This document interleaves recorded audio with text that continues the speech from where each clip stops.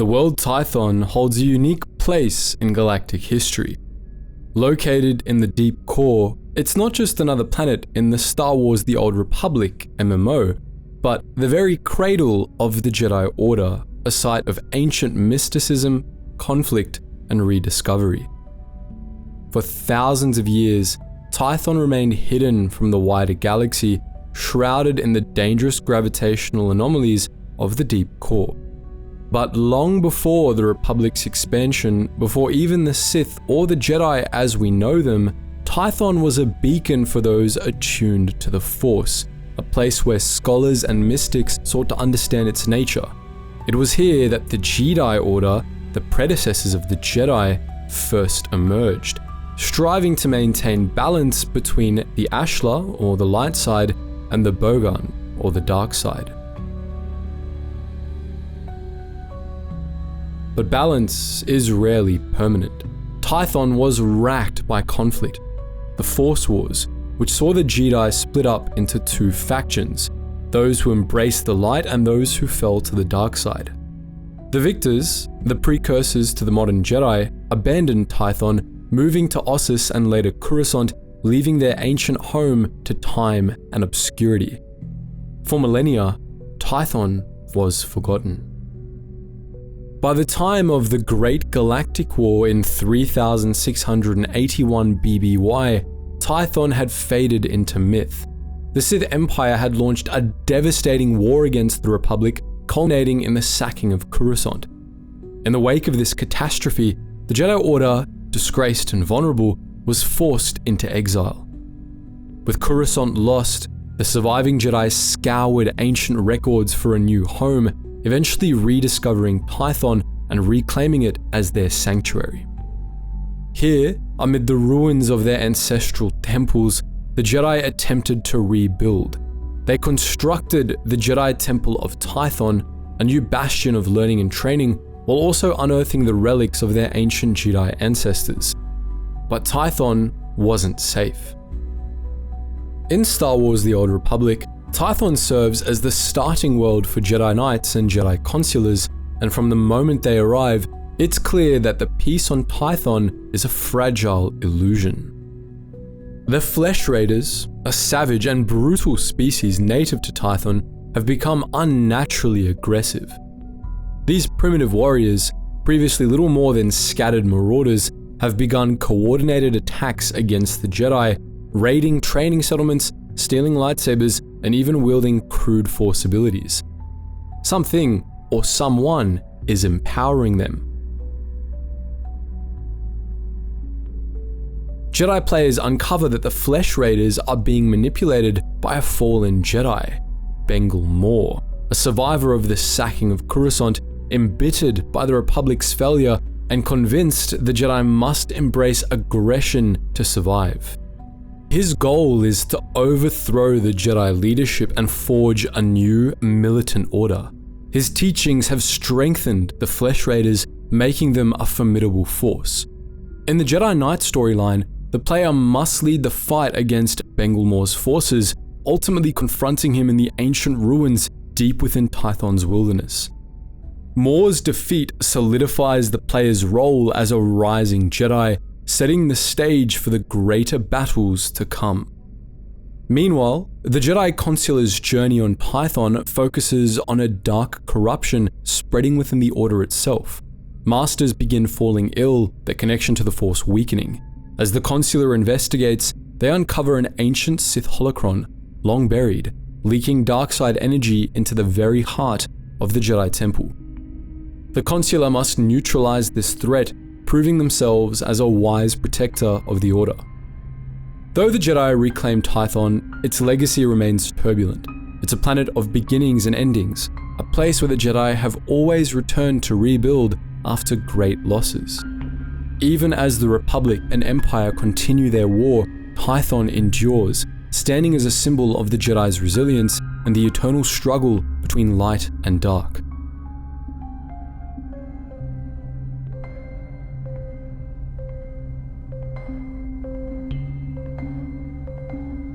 Few worlds in the galaxy embody the gritty, war-torn underbelly of the Old Republic era like Ord Mantell.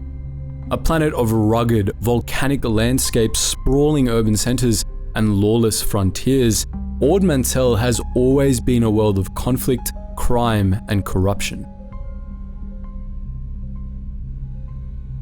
It began as a Republic military outpost, only to degenerate into a haven for mercenaries, black market arms dealers, and war profiteers. By the time of the Cold War, Ord Mantell was no longer a secure Republic stronghold, but a world teetering on the edge of chaos, a battleground between the Republic loyalist government and separatist rebels, with criminal syndicates and private armies profiting from the destruction. For Republic troopers and smugglers, the planet served as their first proving ground, a place where survival depended on making the right choices in a world where loyalty and morality were just commodities to be bought and sold. Ord Mantell's history is deeply intertwined with the Republic's military strategy. It was originally established as an ordnance/regional depot, hence the name Ord Mantell, one of many Republic weapons stockpile worlds meant to serve as a forward supply base during conflicts along the Mid-Rim. For centuries, the planet functioned as a critical Republic stronghold, housing shipyards, training centers, and weapons caches that allowed the Republic to maintain order in the region. But with the Republic's expansion, Ord Mantell's importance as a strategic hub waned and military oversight diminished. Without strict Republic control, corruption and organized crime filled the vacuum. Over time, Ord Mantell fell under the sway of Hutt cartels, criminal syndicates, and war profiteers who used the planet as a marketplace for illicit goods, stolen weapons, and mercenary contracts. Republic officials, eager to avoid another costly war, turned a blind eye to the growing lawlessness, focusing only on maintaining a nominal presence in the planet while powerful crime lords operated unchecked. By the time of Star Wars: The Old Republic, Ord Mantell was a world on the brink of all-out war. A separatist movement, a coalition of anti-Republic rebels, had risen in the planet's lawless regions, violently opposing the corrupt Republic-backed government. These rebels, calling themselves the Mantellian Separatists, claimed to fight for freedom from Republic control, but in reality, they were little more than a terrorist network funded by unknown backers, armed with black market Republic weapons and willing to attack civilians to achieve their goals. The Republic military, stretched thin by the ongoing Cold War with the Sith Empire, could barely hold the planet. Republic loyalist forces were confined to Fort Garnick, one of the last secure settlements on the planet, while the Separatists controlled vast swaths of the mountainous and volcanic regions. The Mantellian Separatists waged a brutal guerrilla war, striking Republic outposts, bombing supply convoys, and using civilian villages as human shields. It was into this powder keg of conflict that two new Republic heroes arrived, the Trooper and the Smuggler. For Republic troopers, Ord Mantell is their first battlefield. Arriving as a fresh recruit to Havoc Squad, the Republic's most elite Special Forces unit, the Trooper is tasked with suppressing the Separatist insurgency and securing vital military assets. But almost immediately, the mission goes horribly wrong. Havoc Squad's commanding officers, believed to be the Republic's finest, betray the Republic, stealing classified technology and defecting to the Separatists. The squad's leader, Heron Tavis, turns against the Republic, believing that the government has abandoned its soldiers to die in pointless conflicts. The betrayal leaves the Trooper as the only loyal survivor, tasked with exposing Tavis's treason and securing stolen Republic hardware before it falls into the wrong hands. As the Trooper fights through war zones, Separatist ambushes, and corrupt Republic officers, they must navigate a world where alliances shift rapidly, a battlefield where even their own commanders may be the enemy. While the Republic Trooper fights to preserve order, the Smuggler arrives on Ord Mantell for one reason: profit. A daring, independent starship captain, the Smuggler touches down on Ord Mantell, expecting to make a routine cargo delivery, only to be double-crossed in spectacular fashion. The Smuggler's ship, The excess freighter is stolen by a former business partner, forcing the player into a desperate race to track down the thief, recover the ship, and exact revenge. What begins as a simple hunt for a lost freighter soon entangles the smuggler in the planet's criminal underworld, where corrupt officials, crime lords, and separatist warlords are all competing for control. To get their ship back, the smuggler must navigate black market dealings, sabotage enemy operations, and outwit ruthless crime bosses, all while staying one step ahead of separatist forces who have no interest in letting a loose end escape the planet alive. Ord Mantell is a world without clear heroes or villains. The Republic-backed government is corrupt and ineffective, propped up by black market deals and backroom negotiations. The separatists, far from being freedom fighters, use terrorist tactics, target civilians, and work with criminal organizations to fund their war. Even the Republic military, stretched to the breaking point, has begun making morally questionable decisions to maintain order. The trooper must decide whether to follow orders blindly or forge their own path, while the smuggler must decide who to trust in a world where everyone is looking for an advantage. In the end, Ord Mantell is a microcosm of the greater war between the Republic and the Empire, a conflict where morality is grey and survival is never guaranteed. After the events of Star Wars: The Old Republic, Ord Mantell remains a war zone. While the separatist movement is crippled, the Republic's grip on the planet remains tenuous. Criminal syndicates, mercenaries, and black market arms dealers continue to thrive, ensuring that Ord Mantell remains one of the most lawless and dangerous worlds in Republic space.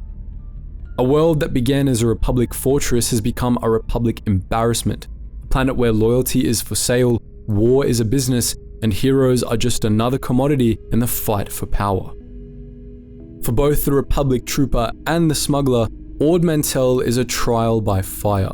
It's a place where legends begin, but also a world that serves as a harsh reminder that war is never as simple as good versus evil.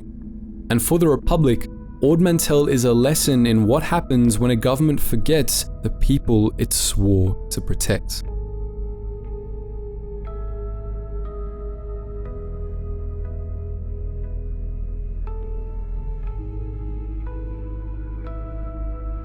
Few worlds in the galaxy carry as much dark history as Korriban. A desolate, windswept planet in the Sith world's region of the Outer Rim, Korriban isn't just another battleground in Star Wars: The Old Republic. It's the cradle of the Sith Order itself. Its blood-red sands and towering tombs hold the secrets of 1,000 generations of Sith Lords, each one steeped in power, ambition, and betrayal. For those who walk its surface, Korriban is more than just a place. It's a test, a proving ground where only the strong survive and the weak are cast aside. By the time of the Old Republic, Korriban is once again the beating heart of the Sith Empire. It's here that all Sith warriors and Sith Inquisitors begin their journeys, learning the ways of the dark side while navigating the treacherous politics of the Sith Academy. And for those who fail, Korriban is also their grave. Korriban's history begins long before the rise of the modern Sith Empire. Originally home to the Sith species, an ancient red-skinned race naturally attuned to the dark side, the planet was once a thriving, isolated world ruled by a powerful caste of dark side warlords known as the Sith Kings. The Sith species worshipped power, building vast temples and tombs to honor their greatest rulers, each one larger and more imposing than the last. But Korriban's true fate was sealed when exiled Dark Jedi arrived after the 100-year darkness in 7000 BBY. These fallen Jedi, cast out for their obsession with the dark side, discovered the Sith species and did what Sith do best. They conquered. The exiles established themselves as the rulers of the Sith, blending their dark knowledge with the mysticism of the native Sith people to create something new, the Sith Order. Under their rule, the Sith expanded beyond Korriban, forging the first Sith Empire, with Korriban as its spiritual heart. But as always with the Sith, Power bred arrogance, and arrogance led to destruction. The Sith Empire collapsed after the Great Hyperspace War, and Korriban was abandoned, left to become a graveyard of the fallen. For centuries, Korriban remained lifeless, a world of nothing but dust, ghosts, and forgotten power, until the Sith returned once more. By the time of the Great Galactic War, the Sith Empire had risen from the ashes, led by the mysterious Emperor Vitiate. With Coruscant sacked and the Republic reeling, the Sith once again made Korriban their training ground, re-establishing the Sith Academy. By the time of Star Wars: The Old Republic, Korriban is alive again, but only in the way a battlefield is alive. The Sith Academy isn't a school, it's a crucible. Prospective Sith, most of them either enslaved acolytes or members of Sith bloodlines, arrive to undergo brutal trials of combat, deception, and raw survival. There's no morality here, only power. Those who succeed earn their place as Sith. Those who fail disappear into the sands. It is into this trial by fire that two Sith initiates arrive, the Sith Warrior and the Sith Inquisitor. The Sith Warrior arrives on Korriban as a highly anticipated recruit, handpicked by Darth Baras, a cunning and influential Sith Lord. But before the warrior can claim their title, they must prove their worth in a series of increasingly deadly trials. The warrior's training is focused on brutality and dominance, crushing acolytes who stand in their way, executing prisoners, and proving themselves in the ancient tombs of Marka Ragnos and Tulak Hord. The ultimate test? Killing a fellow student, a final lesson in Sith's strength and ruthlessness. Survive, and the warrior becomes the apprentice of Darth Baras, a Sith Lord embroiled in galactic intrigue. The path forward will be one of power, betrayal, and war, but it all begins here, on the killing fields of Korriban. The Sith Inquisitor, by contrast, begins at the very bottom. Unlike the privileged Sith warrior, the Inquisitor is a former slave, one of countless Force-sensitive servants who have been thrown into the Academy as cannon fodder. No one expects the Inquisitor to survive. No one cares if they live or die. The Inquisitor is stronger than they know. Through cunning, dark rituals, and raw ambition, the Inquisitor defies the odds, surviving encounters with Sith ghosts, ancient traps, and jealous rivals. The final test? Recovering an artifact from the tomb of Nar Shaddaa, a relic of such power that only the most skilled Sith sorcerers can wield it.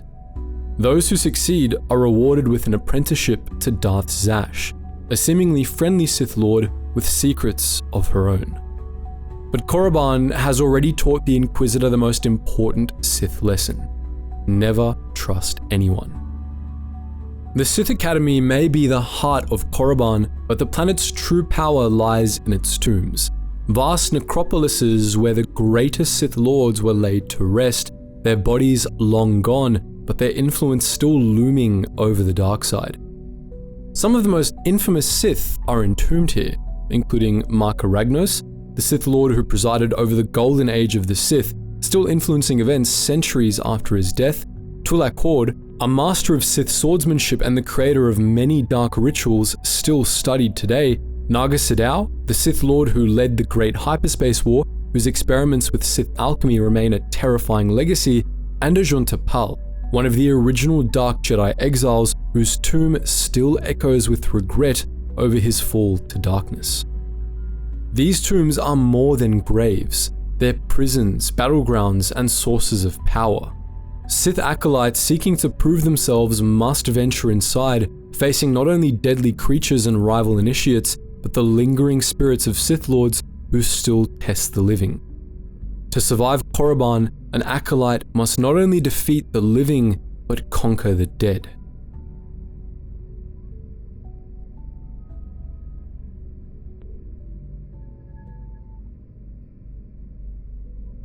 If the galaxy has a heart of corruption, a place where greed, crime, and excess rule without challenge, then that place is Nal Hutta.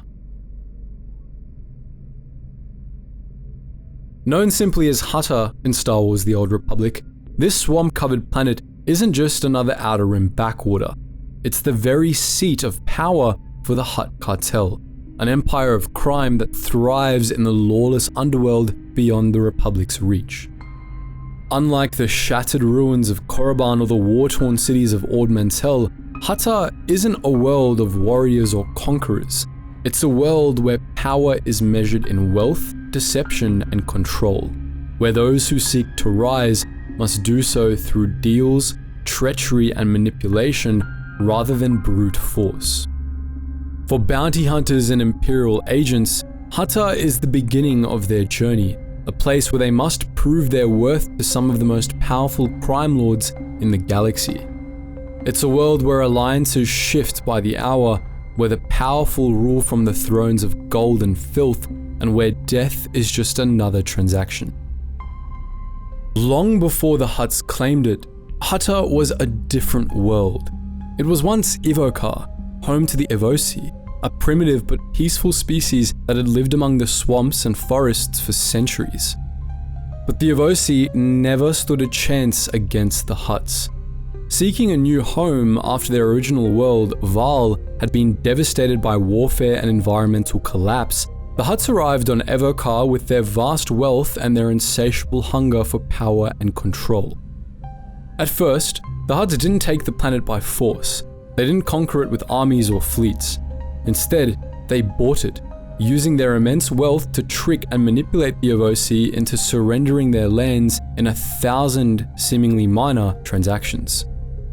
One by one, the Evosi lost their ancestral homes, their hunting grounds, and their sacred sites until there was nothing left for them. When the last land deeds were signed, the Hutts renamed the planet Nal Hutta, glorious jewel in Huttese, and cast the Evosi into permanent servitude. But the Hutts didn't simply take Evokar's land, they destroyed it. They ripped apart its forests to make room for sprawling palaces and factories, drained its swamps to create polluted industrial centers, and poisoned its air and water to feed the relentless machinery of their growing criminal empire. What was once a lush and vibrant world became a toxic wasteland, choked with chemical runoff and smog so thick that the skies turned yellow with filth. The Evosi, now little more than slaves on their own world, were left to rot in the deepest, most polluted corners of the planet, used as cheap labor in the factories that fueled Hutt expansion. Their cities became slums, their culture all but erased, their people condemned to live in the shadows of Hutt palaces, where they would never be allowed to forget who truly ruled their world. By the time of the Great Galactic War, Hutta had become the undisputed capital of the Hutt cartel, a criminal empire spanning hundreds of worlds. Here, the most powerful Khajidiks, the ancient Hutt crime families, ruled from palaces of gold and excess, growing fat on the profits of slavery, spice, trading, weapon smuggling, and mercenary contracts.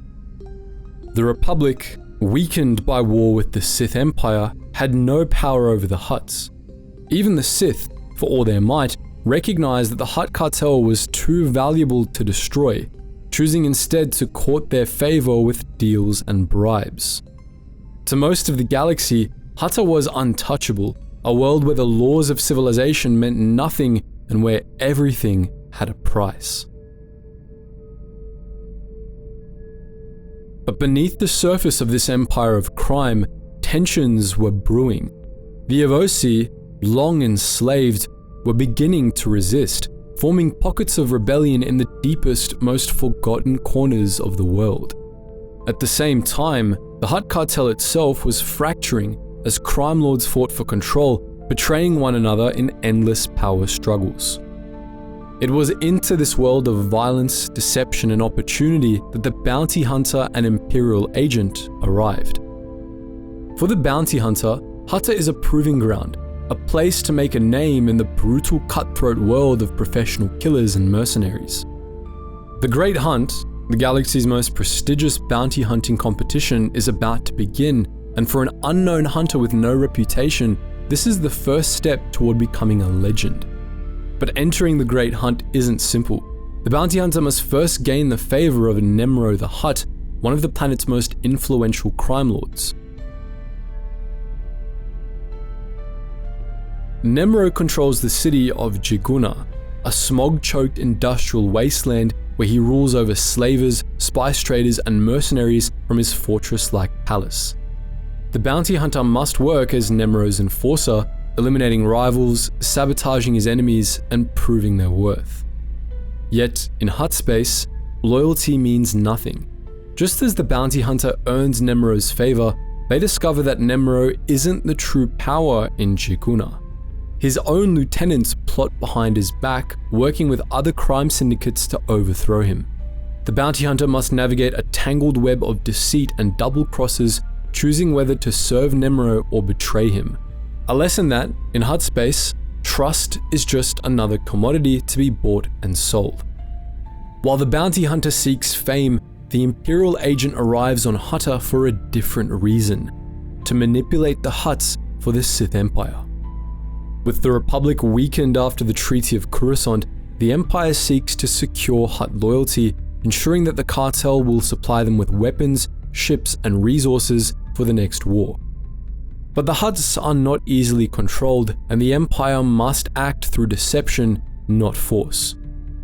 The Imperial agent is assigned to covertly undermine Republic influence on Hutta by infiltrating and manipulating Fa'athra the Hutt, a rival of Nemro who is secretly aligned with the Republic. The mission is one of espionage, blackmail, and assassination, requiring the agent to disguise themselves, forge alliances, and eliminate enemies from the shadows. But even as they work to secure the Hutts for the Empire, the agent learns the first harsh truth of their profession. In a world where deception is law, no one is ever truly in control. Even their own handlers in Imperial intelligence have secrets they refuse to share, leaving the agent to wonder if they're truly the hunter, or if they too are just another piece in a larger game. Hutta isn't a world of heroes, nor is it a place where justice has any meaning. It's a world where power belongs to those who can pay for it, where alliances shift with each passing deal, and where the only law is the law of profit. The Republic fears it, the Empire manipulates it, and the Hutts, they rule it, knowing that as long as greed exists, Hutta will always be a world of kings. For those who seek wealth, power, or infamy, there's no better place to begin.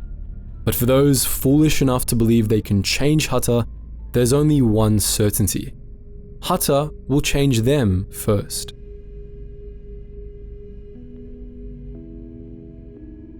Few worlds in the galaxy are as legendary, powerful, and eternally contested as Coruscant.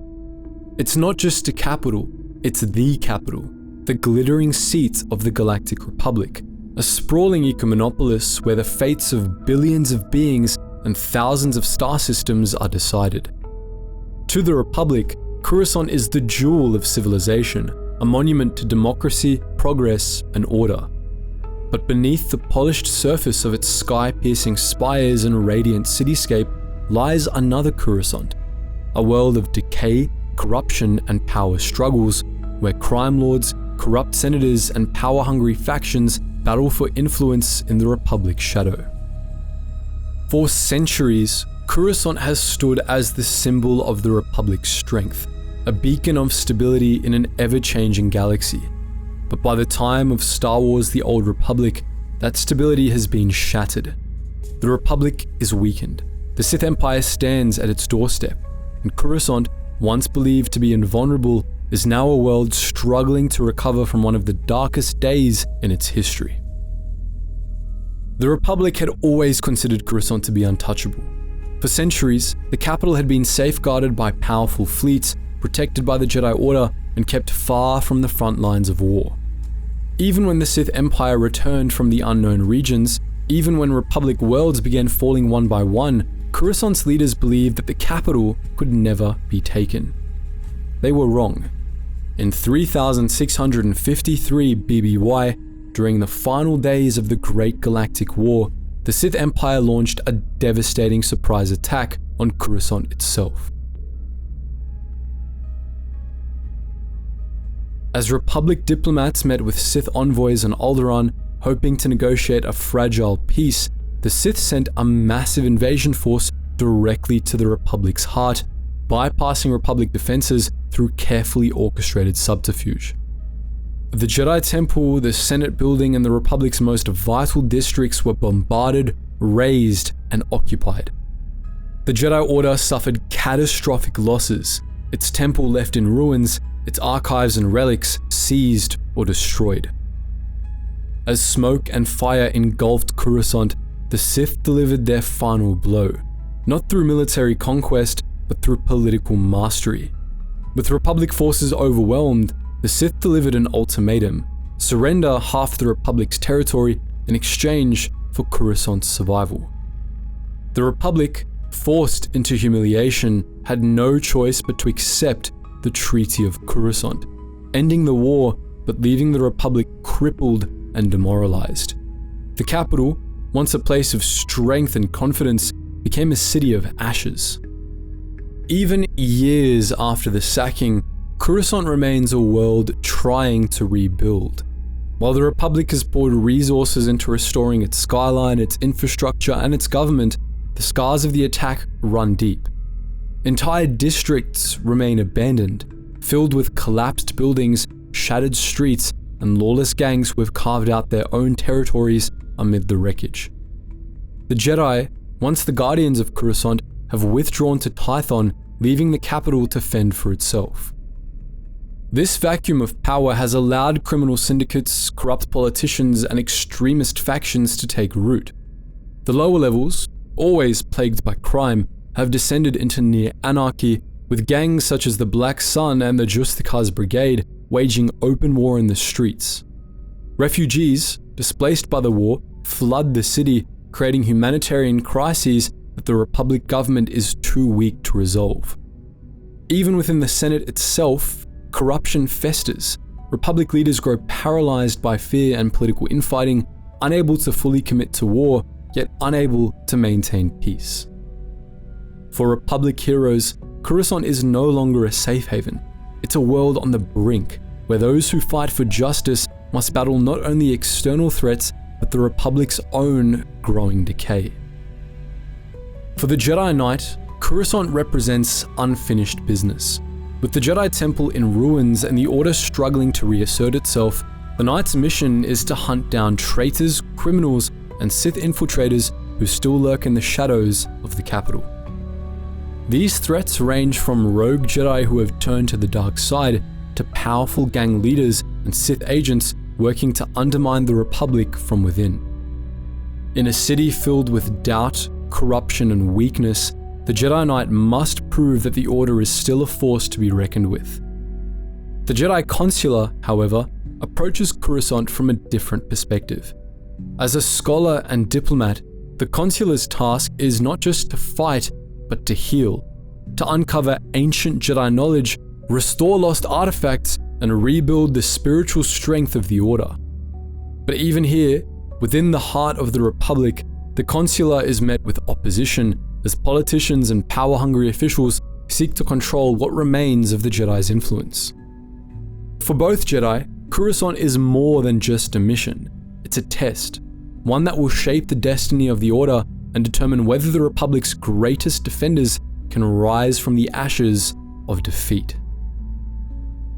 While the Jedi deal with the higher battles of philosophy and galactic balance, the smuggler and Republic trooper experience a very different Coruscant, one of black market deals, military operations, and battles fought in the shadows of the ruined cityscape. For the smuggler, Coruscant is both an opportunity and a danger. The lower levels of the city, now filled with Black Sun enforcers and Justicar militants, have become a battlefield where underworld empires rise and fall with each passing day.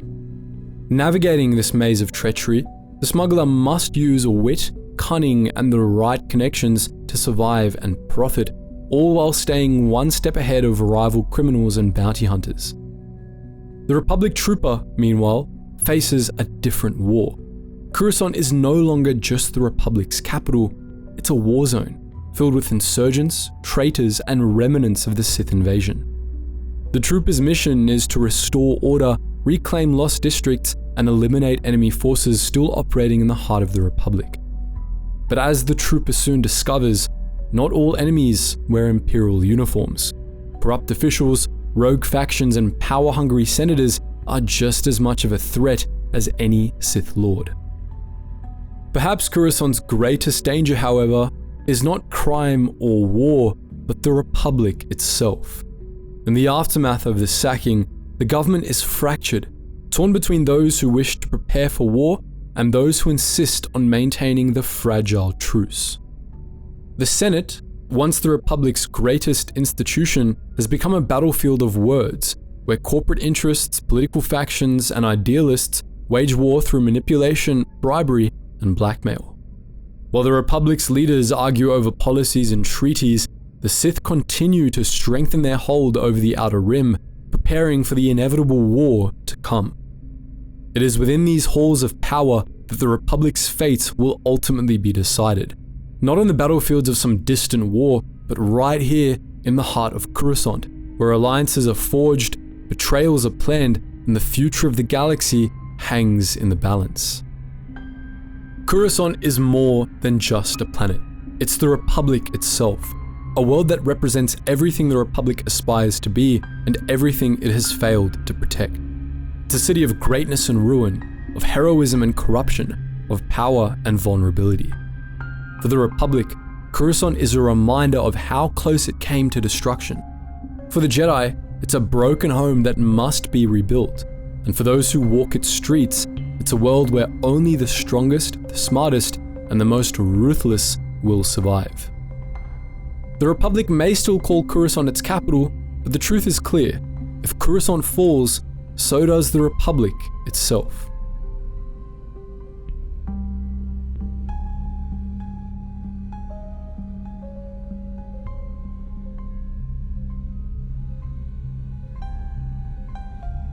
Among the many dark worlds of the Sith, Dromund Kaas stands apart.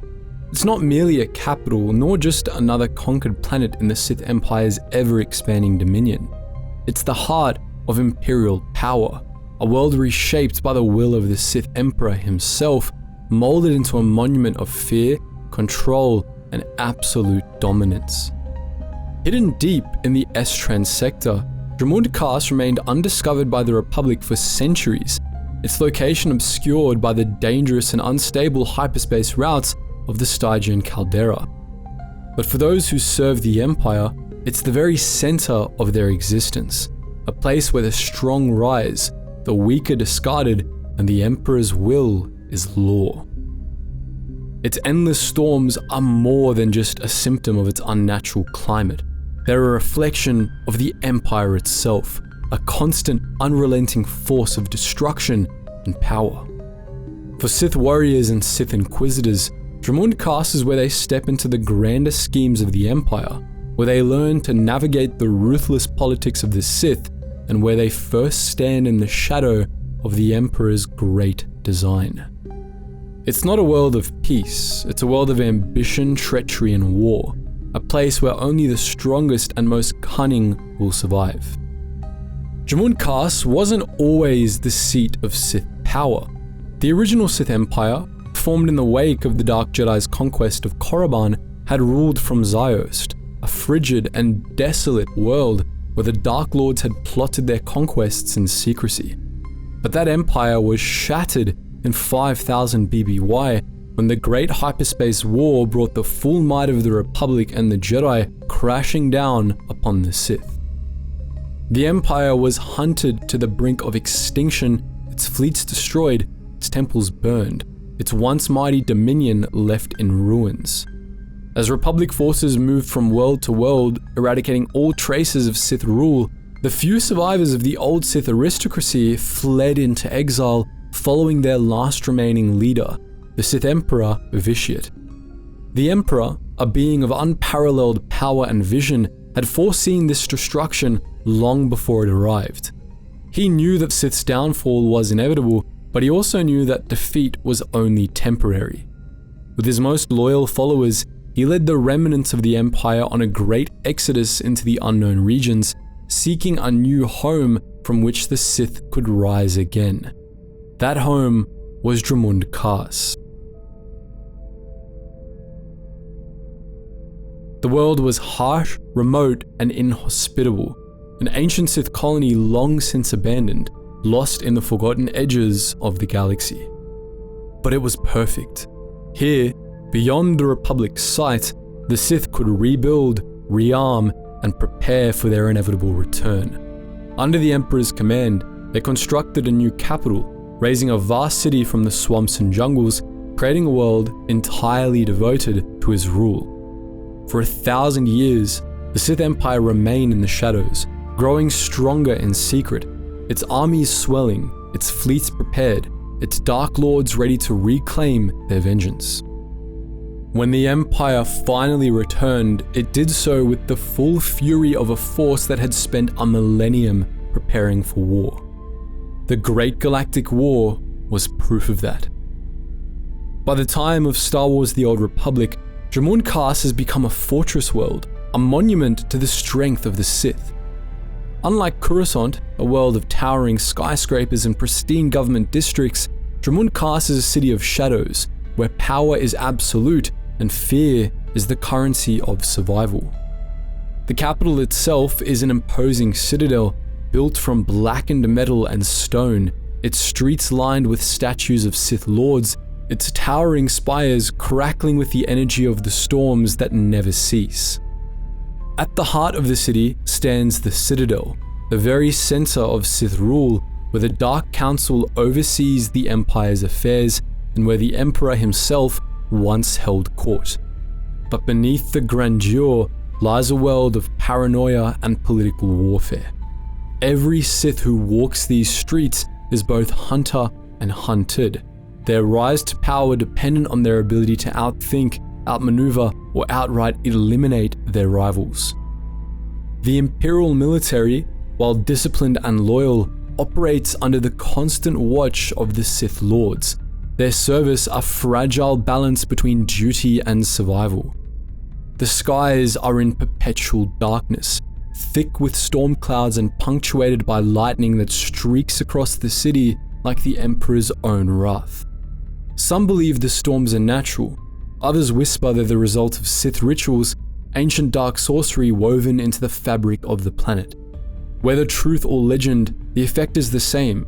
Dromund Kaas is a world that suffocates the weak and emboldens the strong. For the Sith warrior, Dromund Kaas represents the first true test of power beyond Korriban. No longer an acolyte proving their worth in the tombs of the ancient Sith Lords, the warrior arrives on the capital as an apprentice to Darth Baras, a man whose influence extends far beyond what it seems. Baras is not just a warrior, he is a master of manipulation, a Sith Lord who has spent decades building a vast network of spies and agents, controlling events across the Republic and Empire alike. His enemies fear him, his allies respect him, and his apprentice, whether out of loyalty or ambition, must prove they're worthy of his teachings. The warrior's trials on Dromund Kaas aren't just about combat. They're about learning the Sith way, how to see through deception, how to command through fear, and how to recognize betrayal before it strikes. Every mission, every assignment is a lesson in power and control. And in the end, the warrior won't remain a mere apprentice. They'll carve out their own path to dominance or die trying. The Sith Inquisitor arrives on Dromund Kaas with a different challenge. Unlike the warrior, whose power is tied to strength and conquest, the Inquisitor is a seeker of knowledge, drawn into the dangerous world of Sith politics, mysticism, and ambition. Their master, Darth Zash, isn't a brute force of destruction like some Sith Lords. She's a scholar of the dark side, a woman who understands that true power comes not from the battlefield, but from knowledge that others would kill to possess. The Inquisitor's mission is a dangerous one. Secrets lie buried in the Dark Temple, an ancient ruin sealed for centuries due to the dangerous spirits that haunt its halls. To step inside is to risk madness, corruption, and worse, but for the ambitious, the rewards are beyond measure. Every discovery, every artifact, every ritual strengthens the Inquisitor's power. But with every step forward, one thing becomes increasingly clear. Darth Zash has her own agenda. And whether the Inquisitor will rise as her protege or as her victim depends entirely on their ability to survive the lessons she teaches. Dromund Kaas isn't just a Sith stronghold, it's the Empire itself, made manifest in steel, shadow, and storm. Every street is a battlefield, every conversation a test of loyalty and ambition. The city's towering monuments and darkened skies are reminders that only those who seize power will ever wield it. For the Sith, this world is both throne and grave, a place where greatness is forged and where failure is forgotten beneath the thunder. And for those who walk its halls, one truth remains unshakable.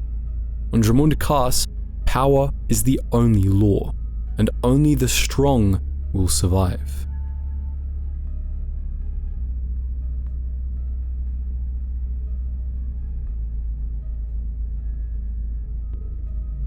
Balmorra isn't just another world caught in the crossfire of the Republic and the Sith Empire. It's a planet where war never truly ends, where the clash of ideology, ambition, and military conquest has turned cities into ruins and fields into battlegrounds.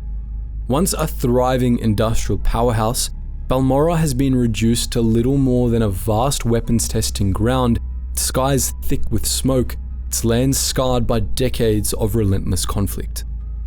For the Republic, Balmorra was once a symbol of strength, a loyal and prosperous world whose factories churned out some of the most advanced weapons and droids in the galaxy.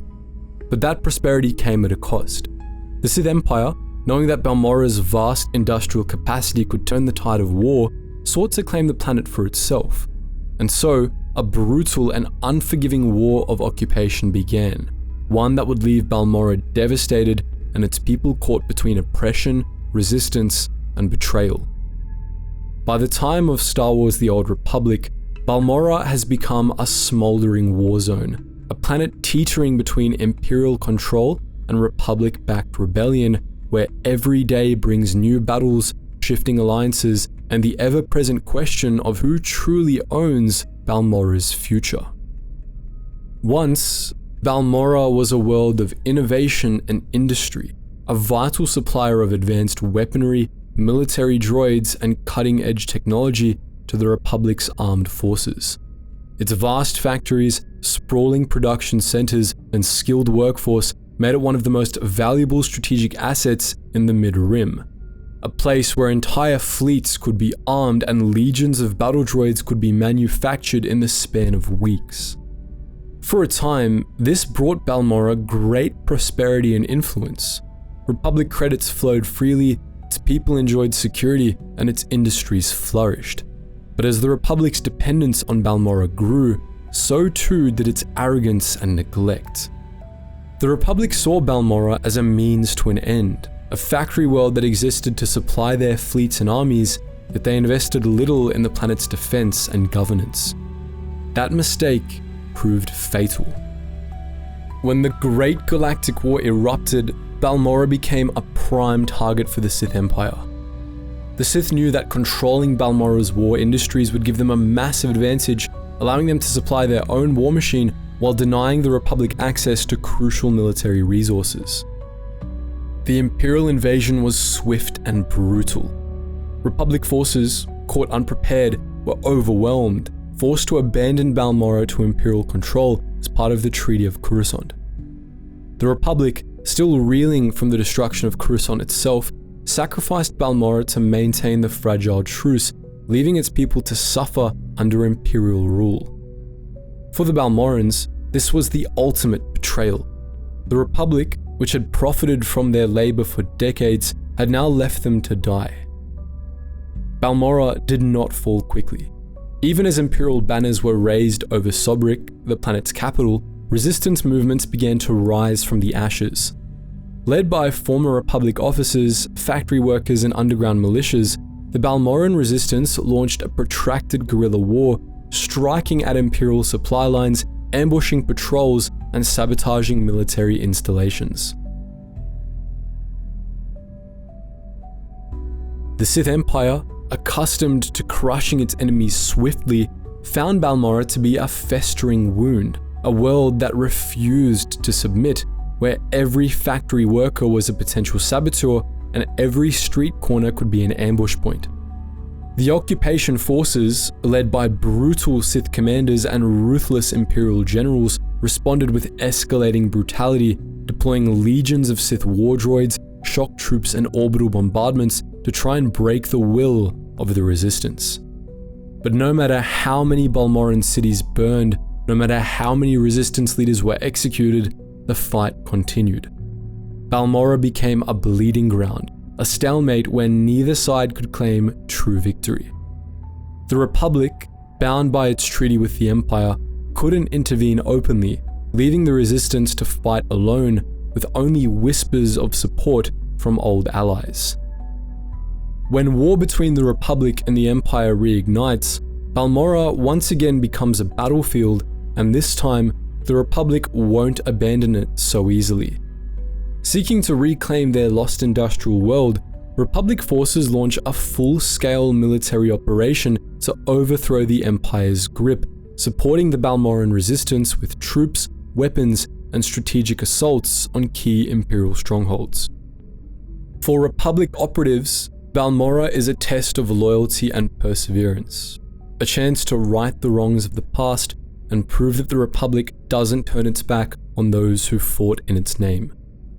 For Imperial forces, Balmorra is a symbol of dominance, a world that must be held at any cost, lest the Republic gain the upper hand in the war. The battle is not fought in open fields or grand space battles, but in the ruins of old factories, underground tunnels, and the wreckage of past wars. The Balmorran people, divided between those who still believe in the Republic and those who have accepted Imperial rule, find themselves caught in the maelstrom of war, where survival means choosing the winning side before it's too late. Among those who step onto this world, 2 warriors will determine its fate. For the Republic trooper, Balmorra is not just another mission. It's unfinished business. Sent to the war-torn planet as part of an elite operation, the trooper is tasked with breaking the Imperial hold, securing Balmorra's crucial weapons factories, and assisting the desperate, war-weary resistance in launching a final, decisive strike against the Empire's forces. But the war on Balmorra is not as simple as it seems. The Resistance, after years of fighting alone, is wary of the Republic's sudden return. Many still resent the abandonment, and others doubt the Republic's ability to hold the planet even if they do win. The trooper must not only lead the charge against Imperial forces, but also convince Balmorra's people that the Republic is here to stay, but this time, their sacrifice will not be in vain. Failure means more than just losing a battle. It means losing the trust of an entire world, perhaps forever. While Republic forces seek to reclaim Balmorra, the Sith Empire is determined to ensure that never happens. For the Sith warrior, Balmorra is a proving ground, a place to demonstrate the full might of the Empire and crush the last remnants of resistance once and for all. Tasked with eliminating resistance leaders, dismantling rebel networks, and securing key production facilities, the warrior isn't just fighting a military conflict. They're waging a campaign of fear. The Balmorran resistance has survived through hope, but hope is a fragile thing, one that can be shattered with enough terror, death, and destruction. Yet even as the warrior cuts down enemy after enemy, there are those within the Empire who question the true value of Balmorra. Some Sith Lords see the endless war as a waste of resources, an unnecessary drain on Imperial forces that could be spent elsewhere. Even among the Empire's elite, there are whispers that Balmorra is more trouble than it's worth. The warrior will have to prove them wrong, or else risk just becoming another casualty in a war that has consumed too many lives already. Balmorra isn't a world where wars end. It's a world where battles pause and resume, where occupation never leads to peace, and where the echoes of past wars shape every battle yet to come. For the Republic, Balmorra is a chance to reclaim lost honor. For the Empire, it is a symbol of dominance that must never be relinquished. But for those who fight, those who walk through its burning cities and ruined landscapes, Balmorra is something else entirely. It's a graveyard of promises broken, alliances shattered, and wars that never truly end. And for those who stand in its trenches, there's only one certainty: Balmorra will always be at war.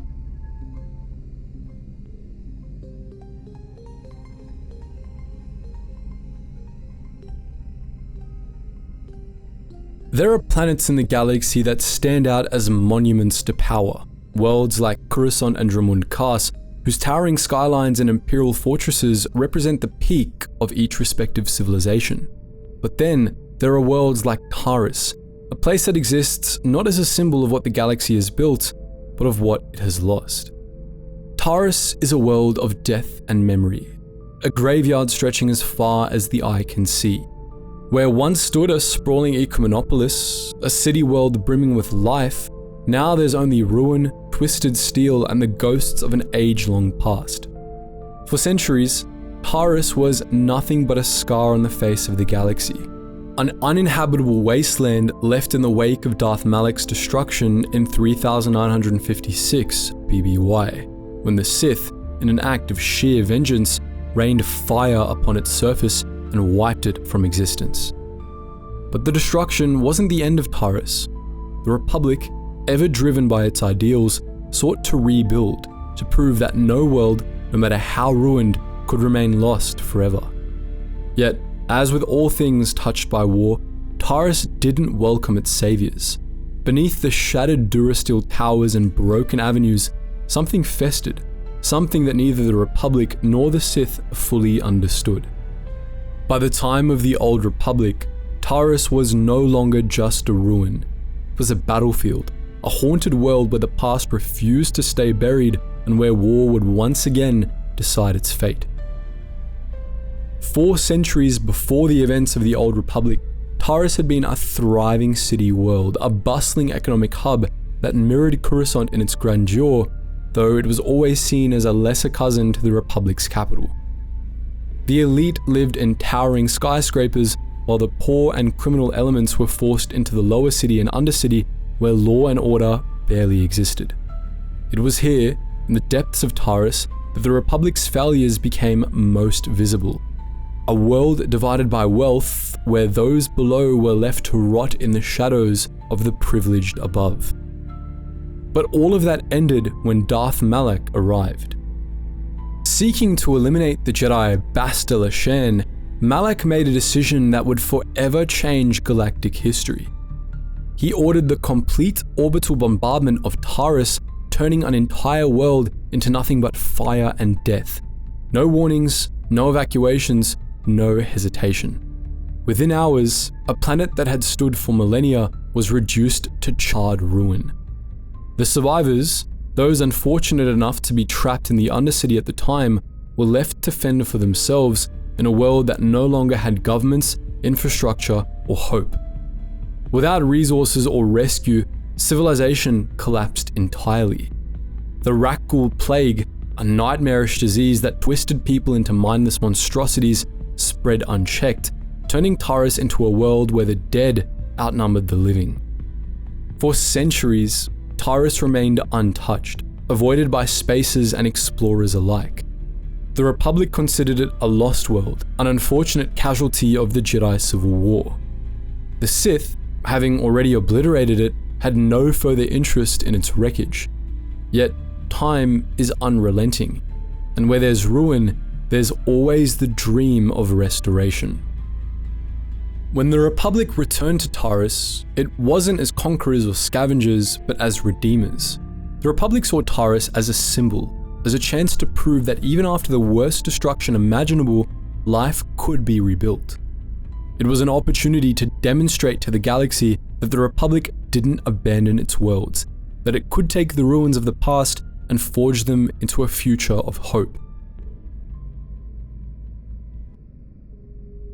The project was ambitious, led by Republic scientists, engineers, and settlers who worked tirelessly to clear the wreckage and lay the foundations for a new Taris, one that would stand as a beacon of resilience.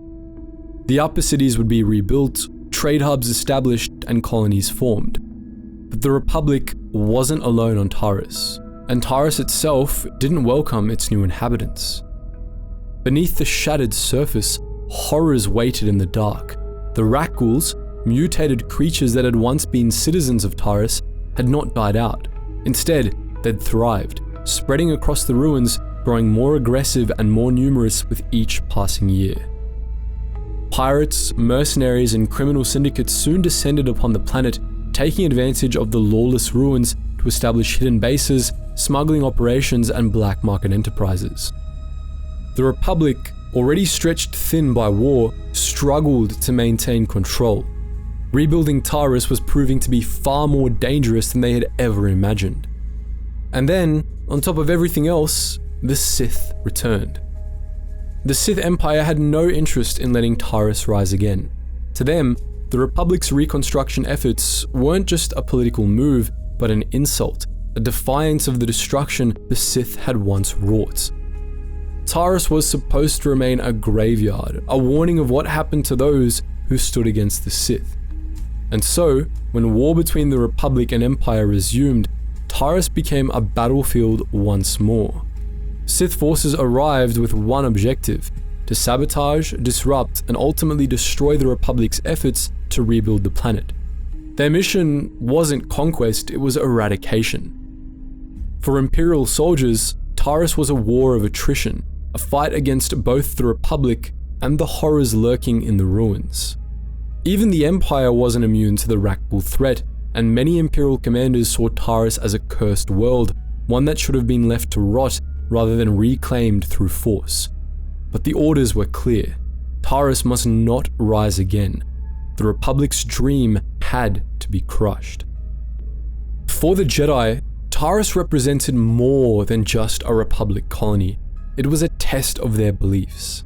The Jedi Knight and Jedi Consular, both sent to aid the Republic's efforts, quickly discovered that this was not a world where peace could be restored easily. The settlers, constantly under attack from Imperial forces, Rakghoul swarms, and criminal factions, were beginning to lose faith in the Republic's ability to protect them. The Jedi had to choose: fight with brute force, seek diplomatic solutions, save those they could, or push forward with the greater mission. But as their journey continued, one truth became evident. Taris was not a world that could be rebuilt in a day or even in a decade. It was a world still haunted by its past, and the echoes of its destruction would not be silenced so easily. While the Republic fought to restore order, Imperial agents, Sith warriors, and Inquisitors had their own objectives: to cripple the Republic's reconstruction efforts, dismantle its leadership, and ensure that Taris never posed a strategic threat again.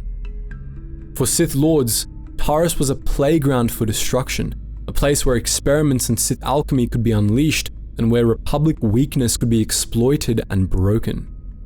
For Imperial spies and operatives, it was a mission of subterfuge, infiltrating the Republic's leadership and tearing apart their efforts from within. Whatever their methods, the goal was the same. Taris is ultimately more than just a war zone. It's a reminder, a ghost of what was, an echo of what could have been, and a battlefield of what will be. For the Republic, it's a test of resilience, a chance to prove that even the greatest destruction can be undone. For the Sith, it's a lesson in finality, a world that must remain dead to remind the galaxy what happens to those who oppose them. But for those who fight on its broken streets, Taris is something else. It's a world where the dead still whisper, where the past and present clash in endless war. And no matter who wins, one thing is certain: Taris will never be whole again.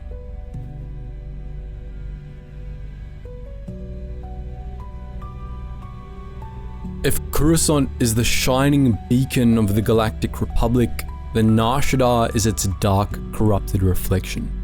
A world of endless neon lights and shadowed alleyways, of towering spires and festering slums, Nar Shaddaa is a place where morality is a luxury few can afford. The cityscape stretches from horizon to horizon, swallowing the sky in artificial glow, yet beneath the dazzling displays of wealth and pleasure lies something far more insidious. A world where crime syndicates rule, where laws are bought and sold, and where life is measured in credits and contracts rather than ideals. Known as the Smuggler's Moon, Nar Shaddaa isn't just another planet in the Star Wars The Old Republic saga. It's a galactic crossroads, a haven for those who seek fortune outside the constraints of Republic and Imperial law. It's a world where the Hutt cartel reigns supreme, where corporations operate with absolute impunity, and where every pleasure and every vice can be bought for the right price. Here, the war between the Sith Empire and the Republic is fought not with fleets and armies, but with espionage, sabotage, and carefully orchestrated betrayals. Here, the powerful do not march into battle. They pull strings from the shadows, controlling the chaos that unfolds beneath them. For those who arrive on Nar Shaddaa, whether they wear the armor of a Republic soldier, the robes of a Jedi, or the insignia of an Imperial officer, one thing is certain: survival depends not on strength, but on cunning.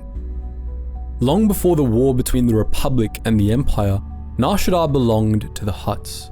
Once an industrial moon orbiting the now desolate world of Hutta, Nar Shaddaa was transformed into a thriving, lawless metropolis, a place where the Hutt cartel could conduct its business without interference from galactic authorities.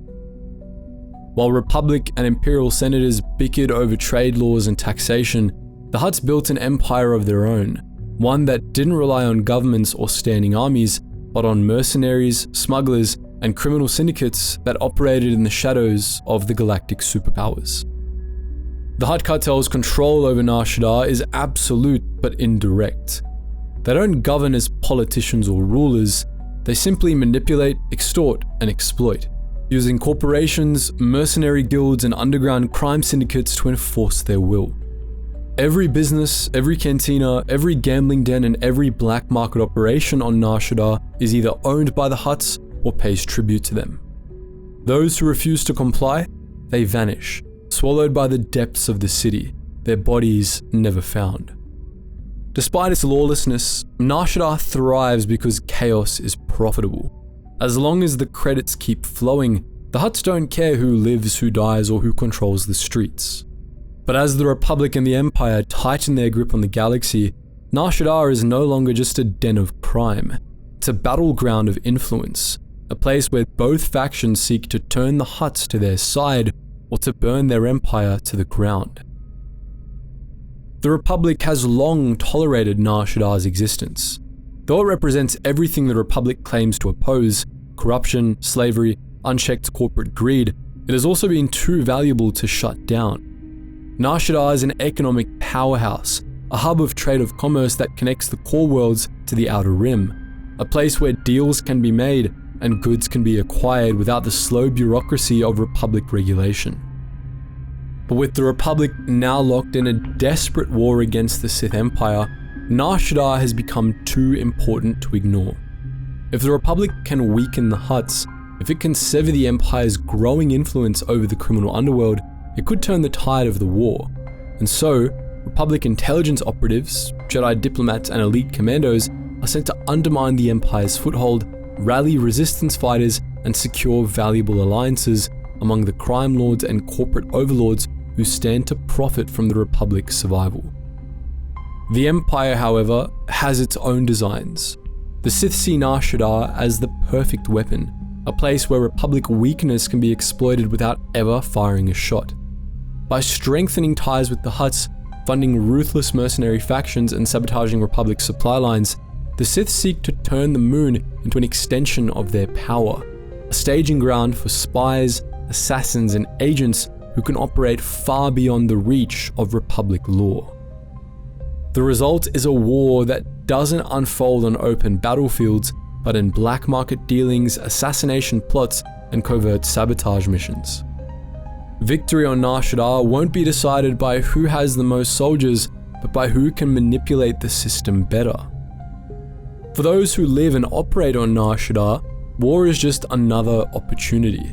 The smuggler, a rogue who thrives in lawless spaces, sees Nar Shaddaa as both a paradise and a death trap. It's a place where fortunes can be made in a single deal, but where one mistake can lead to a bounty on their head. Whether running guns for the Republic, selling secrets to the highest bidder, or navigating the dangerous power plays of the Hutts, the smuggler must rely on wit, charm, and just the right amount of firepower to survive. For the Imperial agent, Nar Shaddaa is something else entirely. It's a nest of spies, a world where every faction has informants and every informant has their own agenda. Sent to sow discord among Republic sympathizers, eliminate key targets, and manipulate the corporate warlords who control the moon's vast resources, the agent's success depends on deception, subterfuge, and knowing exactly when to pull the trigger. The Jedi and the Sith too find their place in the underworld of Nar Shaddaa. The Jedi Consular, ever the diplomat, is tasked with securing allies, convincing crime lords and corporate leaders to lend their resources to the Republic's cause.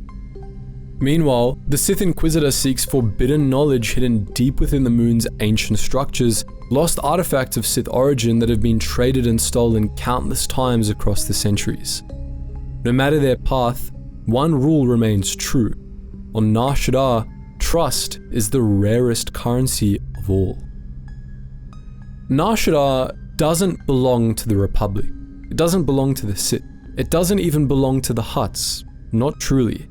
It belongs to whoever is smart enough, ruthless enough, and powerful enough to claim it, if only for a moment. There's no law here, no justice, no grand ideals or noble causes. There's only profit and survival. The Republic and the Empire may fight to claim influence, but in the end, Nar Shaddaa will never be tamed. It's a world that devours the weak and rewards the cunning, a world where fortunes are made in an instant and lost just as quickly. A world where the lights never go out, but where darkness lurks in every corner. Nar Shaddaa is, and always will be, a haven for the lawless, a sanctuary for the damned, and the one place in the galaxy where the only rule that matters is knowing when to walk away, before it's too late.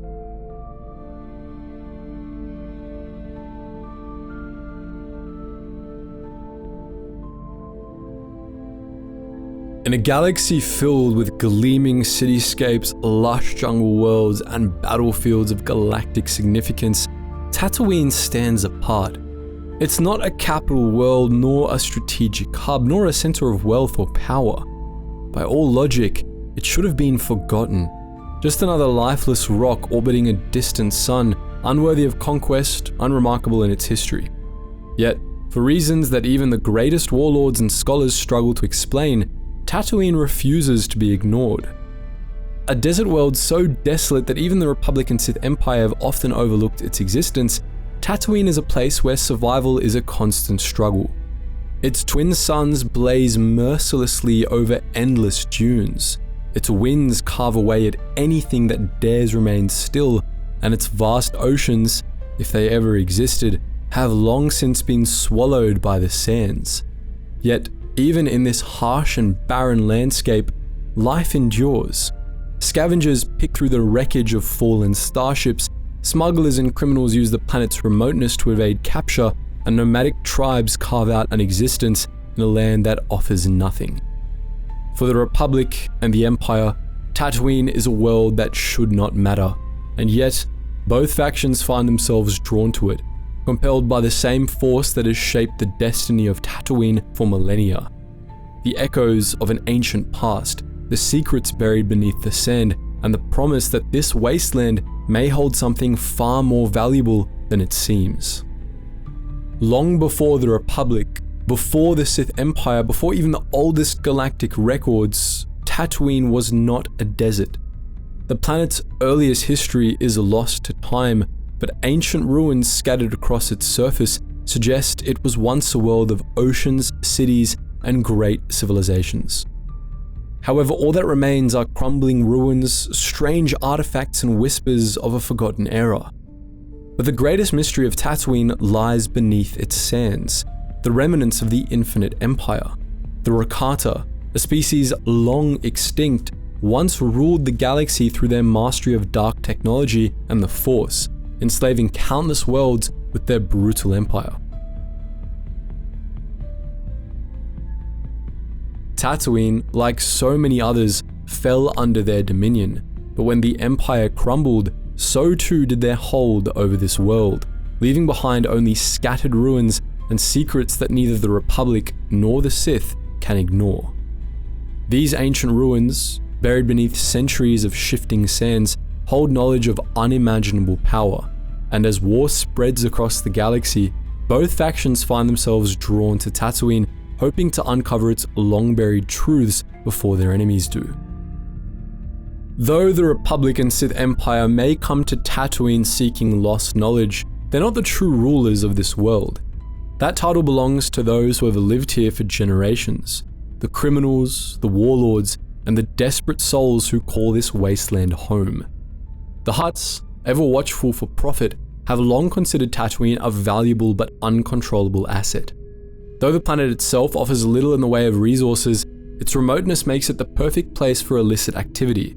Slavery, spice smuggling, weapons trading. Tatooine has become a haven for those who wish to operate beyond the reach of the law. The Hutt cartel, through its enforcers and hired mercenaries, exerts a loose but undeniable control over many of the planet's settlements. But even the Hutts don't own Tatooine entirely. The deserts are home to far older dangers, Tusken raiders, nomadic warriors who have stalked the dunes for centuries. To outsiders, they're little more than savages, attacking travelers without warning, raiding moisture farms, and slaughtering those who dare encroach upon their lands.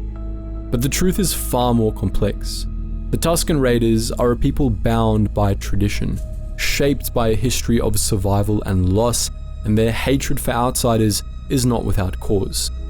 To them, Tatooine doesn't belong to the Republic, the Sith, or the Hutts. It's their world and always has been. Among the shifting power struggles of the galaxy, the settlers, the smugglers, and the warlords of Tatooine continue their own battle, knowing that no empire, no republic, no grand civilization will ever truly tame this planet.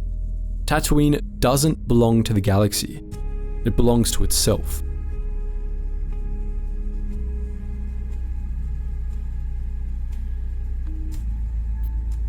For the Republic, Tatooine represents both a liability and an opportunity.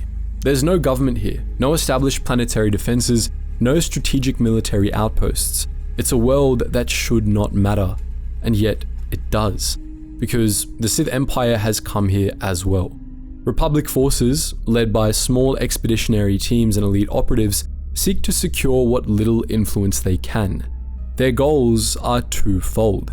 First, to uncover whatever ancient knowledge the Rakata left behind, and second, to deny the Empire control over this sector of the Outer Rim. Yet every mission on Tatooine is met with resistance. The Hutts play both sides of the war, offering support to the highest bidder while ensuring that neither faction grows too powerful. The Tusken Raiders attack Republic convoys without hesitation, seeing them as just another wave of invaders. And deep in the ruins, something stirs, something old and powerful, a force that was never meant to be awakened. For the Republic, this wasn't a war of conquest. It was a war of survival, a desperate attempt to prevent the Sith from seizing something that could change the fate of the galaxy forever. Where the Republic sees opportunity, the Sith Empire sees dominance. Tatooine, despite its harsh conditions, is the perfect staging ground for deeper conquests into the Outer Rim. But more importantly, the Sith believe that the Rakata's ancient power, whatever form it may take, belongs to them. Imperial forces arrive with one purpose: to claim the secrets buried beneath the sands. But securing Tatooine is no easy task. The planet's lawlessness makes it nearly impossible to maintain control, and the Republic's presence, while limited, is still enough to challenge the Sith's operations.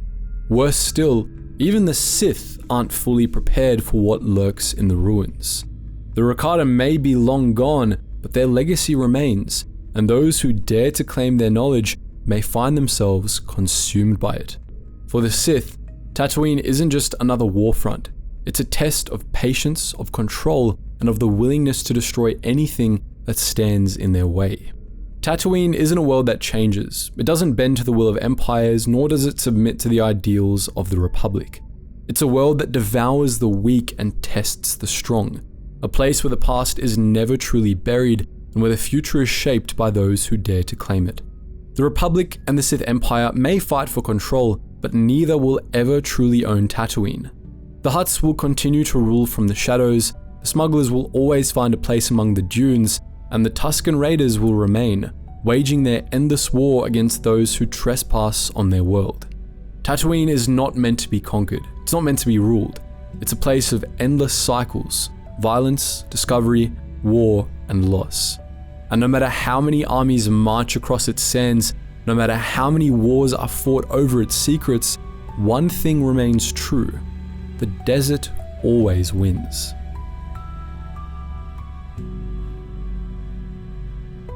Alderaan was once a world of grace, wisdom, and peace, a jewel among the core worlds, untouched by war and unshaken by the endless struggles that plagued the galaxy. It stood as a beacon of Republic ideals, a place where diplomacy was a refined art, and where noble houses, some tracing their lineages back thousands of years, ruled with dignity and restraint. To many, Alderaan was proof that the Republic could be more than a collection of warring factions. It was a civilization in its purest form, built not on conquest, but on tradition, honor, and the pursuit of knowledge. But peace is fragile, and even the most refined civilizations can fall to bloodshed and ambition. By the time of Star Wars: The Old Republic, Alderaan is no longer the paradise it once was. The planet's become a battlefield, torn apart by brutal civil war, where noble houses no longer settle their disputes in courts and senate chambers, with blaster fire and orbital strikes. The Republic and the Sith Empire both seek to claim Alderaan's loyalty, for while the planet is not a military stronghold, its importance in galactic politics is immeasurable. Whoever controls Alderaan does not just gain a valuable world, they gain influence over the entire core worlds, a foothold in the heart of the Republic. But Alderaan's war isn't merely a skirmish between empires. For generations, Alderaan was ruled by House Pantyr, the undisputed royal family whose lineage had ensured stability for centuries. Under their reign, Alderaan remained a symbol of prosperity and order, a world that had withstood countless galactic conflicts without ever succumbing to war. The Alderaanians, proud and steadfast, had long believed that their traditions and diplomacy could shield them from the chaos that plagued lesser worlds. They were wrong. When the Great Galactic War erupted, Alderaan remained loyal to the Republic, supporting its forces with resources, technology, and influence. But as the war dragged on and the Sith Empire carved its way across the galaxy, Alderaan's nobility began to fracture. Some houses, seeing the Republic's losses, began to question their allegiance. Others saw an opportunity to seize power amid the chaos. And then came the Treaty of Coruscant.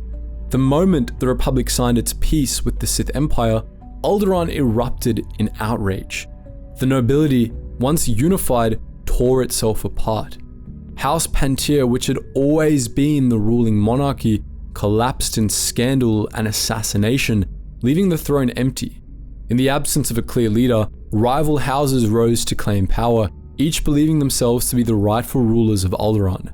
What had once been a world of diplomacy became a battlefield overnight. With no government strong enough to hold the planet together, Alderaan fell into a full-scale civil war, where ancient feuds were reignited and loyalty became just another commodity to be bought and sold. The war that now rages across Alderaan is not a battle between armies, but between dynasties, each vying for control over the throne. House Organa, long a loyal ally of the Republic, stands as the last true defender of Alderaan's democratic ideals.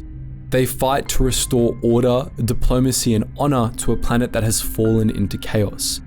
To them, Alderaan should remain in the Republic, should continue to be a symbol of peace and unity, but peace is no longer won through words alone. Opposing them is House Thul, a family that was once exiled from Alderaan for treason, but has now returned with the full backing of the Sith Empire. To the Thuls, Alderaan's future lies not with the Republic, but with the Empire. whose strength and ambition can restore order far more effectively than the weak-willed politics of the Senate. They seek to claim the throne, crush Organa, and place Alderaan firmly under Sith rule. Between these two houses, other factions emerge. House Ulgo, once noble and proud, has abandoned diplomacy and alliances altogether, choosing instead to seize control by force, declaring itself the true ruling power of Alderaan. The Ulgos see all others as traitors and usurpers, and have declared war on every faction that opposes them, Republic and Empire alike. And beneath it all, the lesser houses, each with their own ambitions, their own grudges, their own schemes, wait in the shadows, shifting loyalties from day to day, ensuring that this war will not end until every claim has been tested in blood. For the Republic, Alderaan's war is a crisis they cannot ignore. Though the Senate has long avoided interfering in internal disputes between noble houses, they know that if Alderaan falls to the Empire, the Republic will suffer a loss far greater than just a single planet. The entire core worlds will see the Republic's weakness, and more will begin to doubt its ability to protect them. And so, the Republic sends Jedi, diplomats, and soldiers to aid House Organa to ensure that Alderaan does not fall into the hands of the Sith. But this war isn't like other battles. The Republic can't simply deploy fleets and armies. Victory must be won through alliances, political maneuvering, and careful strikes against Imperial-backed forces. Where the Republic fight not just against the Sith, but against time itself, as Alderaan inches closer to becoming a world completely consumed by war. For the Sith Empire, Alderaan is a rare opportunity. Unlike other conquests, this isn't a battle of brute force, but of subtlety and manipulation. The Empire has chosen to back House Thul, arming them with Imperial weapons, training their soldiers, and using them as a tool to overthrow House Organa. But Thul is not just a puppet of the Empire. They have their own ambitions, their own goals, and the Sith must tread carefully to ensure that Thul remains loyal. If Alderaan can be taken without a full-scale invasion, the Empire will have proven that it can outmaneuver the Republic not just on the battlefield, but in politics as well. Yet as with all things involving Sith, there's more at stake than just politics. Ancient Force artifacts, hidden strongholds, and long-lost relics of the Jedi and Sith alike lie buried in Alderaan's mountains and ancient ruins. The Sith know that Alderaan's war isn't just about the throne, but about the power that lies beneath it. Though the Republic and the Empire fight for dominance, though noble houses battle for the throne, one truth remains. Alderaan will never be the same again. What was once a world of diplomacy and peace has become a crucible of war, a place where honor is just another tool to be used against one's enemies. The noble houses may seek to restore order, but order is no longer Alderaan's destiny. The Republic cannot guarantee victory, the Sith cannot ensure control, and even the victors of this civil war may find that the throne they fought for is already broken. In the end, Alderaan is a warning, a reminder that no world, no matter how peaceful, is ever truly beyond the reach of war.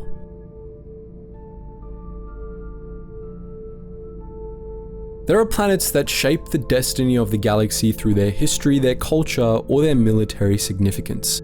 Then there are planets like Quesh, a world that no one cared about, a world that should have remained irrelevant, a world that only became important because of a chemical compound so valuable that both the Republic and the Empire were willing to spill blood over it. At first glance, Quesh is a wasteland, a toxic, festering swamp of acidic lakes and suffocating fumes. The air is thick with the stench of industrial waste, the skies churn with yellow clouds of poison, and the surface is scarred by chemical spills that have twisted the land into something hostile to life itself. It's a planet where every breath is a gamble, where prolonged exposure to the atmosphere is lethal, and where only the desperate or the greedy would dare to linger. But greed is the defining force of the galaxy, and for those who seek power, even the most toxic wasteland can be turned into a war zone. Quesh isn't fought over because of its land or its people, it's fought over because of one resource, a substance that exists nowhere else in the galaxy in such purity. The Hutts once controlled it, the Republic tried to claim it, and now, as war reignites, the Sith Empire has come to seize it for themselves. What should have just been another forgotten world has become one of the most hotly contested battlegrounds of the war, a place where soldiers choke on poisonous air, corporations play both sides, and every battle is fought not just for territory, but for control of a resource that could determine the fate of the galaxy itself. Quesh was never meant to matter.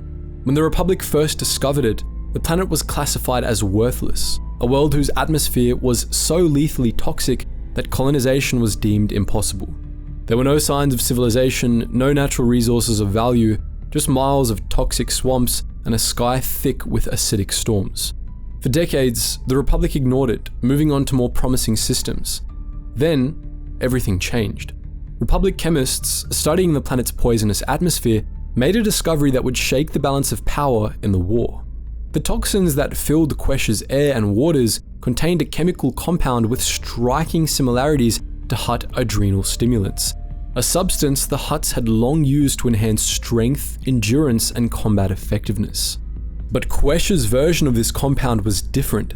It was purer, stronger, and far more potent than anything the Hutts had ever produced. What the Republic had stumbled on was a resource that could be weaponized and refined into powerful adrenals that could give soldiers an edge in battle. If properly harnessed, Quesh's chemicals could turn the tide of the war, giving Republic forces enhanced stamina, heightened reflexes, and the ability to endure physical strain far beyond normal limits. But the Republic wasn't the first to recognize the value of Quesh's resources. The Hutts had already known about it for centuries. Long before the Republic's discovery, the Hutt cartel had found Quesh and its secrets. Unlike the Republic, the Hutts didn't see a toxic wasteland, they saw profit, but what they also saw was danger. The Hutts understood the power of the chemical compounds that Quesh produced, and they knew that if the greater galaxy learned of their value, the world would become a target for war. And so, the Hutts kept Quesh a secret, extracting its resources in small quantities, keeping its existence hidden from Republic and Imperial eyes. For centuries, they controlled the flow of combat adrenals in the underworld, maintaining a lucrative monopoly that helped fund their criminal empire. But the Republic's accidental discovery of Quesh's true potential changed everything. The moment the Republic realized what it had found, it moved to claim Quesh for itself, driving out the Hutt operations and setting up its own mining and refinement facilities. The Hutts, unwilling to openly challenge the Republic at the time, were forced to withdraw, watching from the shadows as the most valuable secret was taken from them. But the Hutts have long memories, and they don't forgive theft. For a time, the Republic believed it had secured Quesh. The planet's toxic environment made full-scale invasion difficult, and the Republic's mining operations were heavily fortified. But nothing stays hidden forever. Eventually, the Sith Empire learned the truth, and when they did, they moved to take what the Republic had stolen. The Empire's assault on Quesh was swift and relentless. Unlike other planets, where battles were fought for conquest, Quesh was a war for control of a single resource. The Empire understood what was at stake. If the Republic continued to mass-produce advanced combat adrenals, they would gain a devastating advantage in prolonged battles. If the Empire could take the planet, however, they could turn that advantage against their enemies. As war erupted, Quesh became a living nightmare for the soldiers sent to fight there. The poisoned atmosphere, the industrial waste, the brutal conditions, every factor made survival a challenge. Entire regiments were lost not to combat, but to the very air they breathed. Their bodies succumbing to the toxicity before they even had the chance to fire a shot. And as if war and environmental hazards weren't enough, the Hutts made their move. Betrayed by the Republic and seeing an opportunity for revenge, the Hutts allied themselves with the Empire, supplying mercenaries, chemical specialists, and inside knowledge of the planet's resources. The Republic, once confident in its control over Quesh, now found itself fighting a war on two fronts, against both Imperial forces and the very crime lords they had displaced. What began as a battle for control of a resource had turned into a war of greed, betrayal, and survival. For Republic forces, the mission is simple: hold the line at all costs. The battle for Quesh isn't about conquest, but about preservation. Every facility lost means less access to the resources that could turn the tide of the war. every inch of ground surrendered means the Empire grows stronger. Republic special forces, scientists, and strategists work desperately to maintain their hold, but the situation grows more dire with each passing day. For Imperial forces, Quesh is a prize waiting to be claimed. Sith Lords and Imperial officers lead coordinated strikes against Republic facilities, sabotaging operations, cutting off supply lines, and seizing control of key production centers. But even among the Empire's ranks, there are whispers of unease that Quesh's chemicals, if improperly handled, could corrupt not just the body, but the mind. And lurking behind it all, the Hutts watch and wait, ensuring that whoever wins, the cartel will profit. Quesh is not a world that can be lived on, nor is it a world that can ever be fully controlled. The very thing that makes it valuable is the same thing that makes it deadly. Yet, for all its dangers, the war for Quesh seems to never end, because as long as its resources exist, as long as its chemicals can be harnessed for power, there'll always be those willing to fight and die for it. The Republic and the Empire may battle over its surface, the Hutts may scheme from the shadows, but in the end, Quesh is what it has always been. A toxic wasteland where survival is not guaranteed and where the real victors are never the ones fighting on the front lines. War is just another business, and on Quesh, business is always good.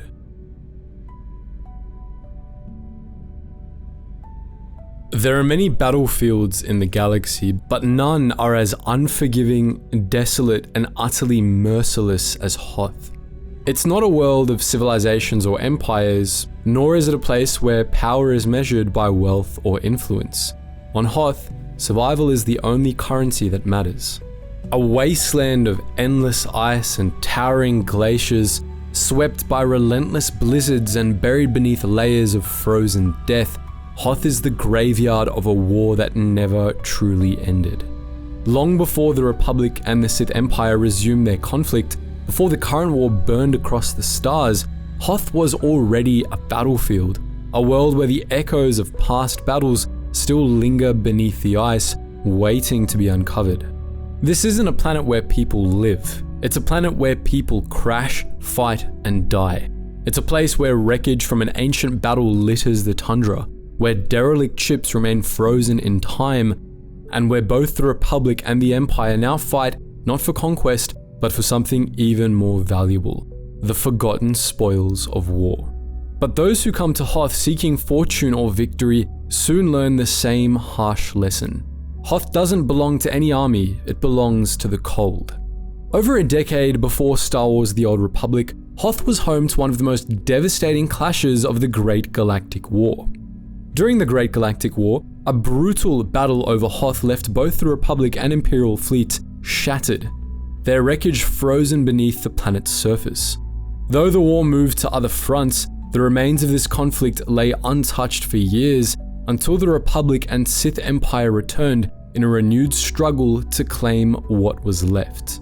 The Sith Empire launched a devastating assault against the Republic fleet in orbit over Hoth. What began as a standard engagement quickly spiraled into a catastrophic multi-fleet engagement as both sides committed more and more ships to the battle, refusing to surrender. The fighting raged in orbit and across the planet's surface, with Republic and Imperial ships falling from the sky like burning meteors, crashing into the ice and shattering on impact. By the time the battle was over, both fleets had been annihilated, leaving behind a graveyard of warships, supply freighters, and lost technology, all frozen beneath layers of ice and snow. The battle ended, but the war for Hoth had only just begun. As both factions turned their attention to other fronts, the wreckage of the battle was left untouched, preserved beneath the ice like a battlefield trapped in time. For years, the frozen husks of destroyers, frigates, and star cruisers remained buried, their contents, weapons, supplies, advanced technology, forgotten. But war has a way of returning to its old scars.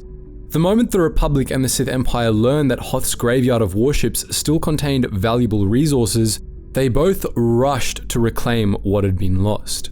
The Republic's presence on Hoth is one of desperation, not conquest. Having lost ground in multiple battles across the war, the Republic needs resources, ships, and supplies, and Hoth provides a rare opportunity to recover high-value wreckage from their old fleets. Republic salvage teams, aided by special forces, have been dispatched to recover whatever they can. But on Hoth, the cold is as much of an enemy as the Empire. Equipment freezes, blizzards swallow entire squads, and communications are unreliable. Every operation is a battle against the elements, the Imperials, and the planet itself. But there's another problem. Hoth isn't as empty as it seems. Deep in the ice, beyond the reach of the Republic patrols, lurk the White Maw, a brutal faction of pirates, marauders, and warlords who have carved out an empire of their own within the frozen ruins. They're not scavengers, they're conquerors, claiming the wreckage as their own and killing anyone who dares set foot in their domain.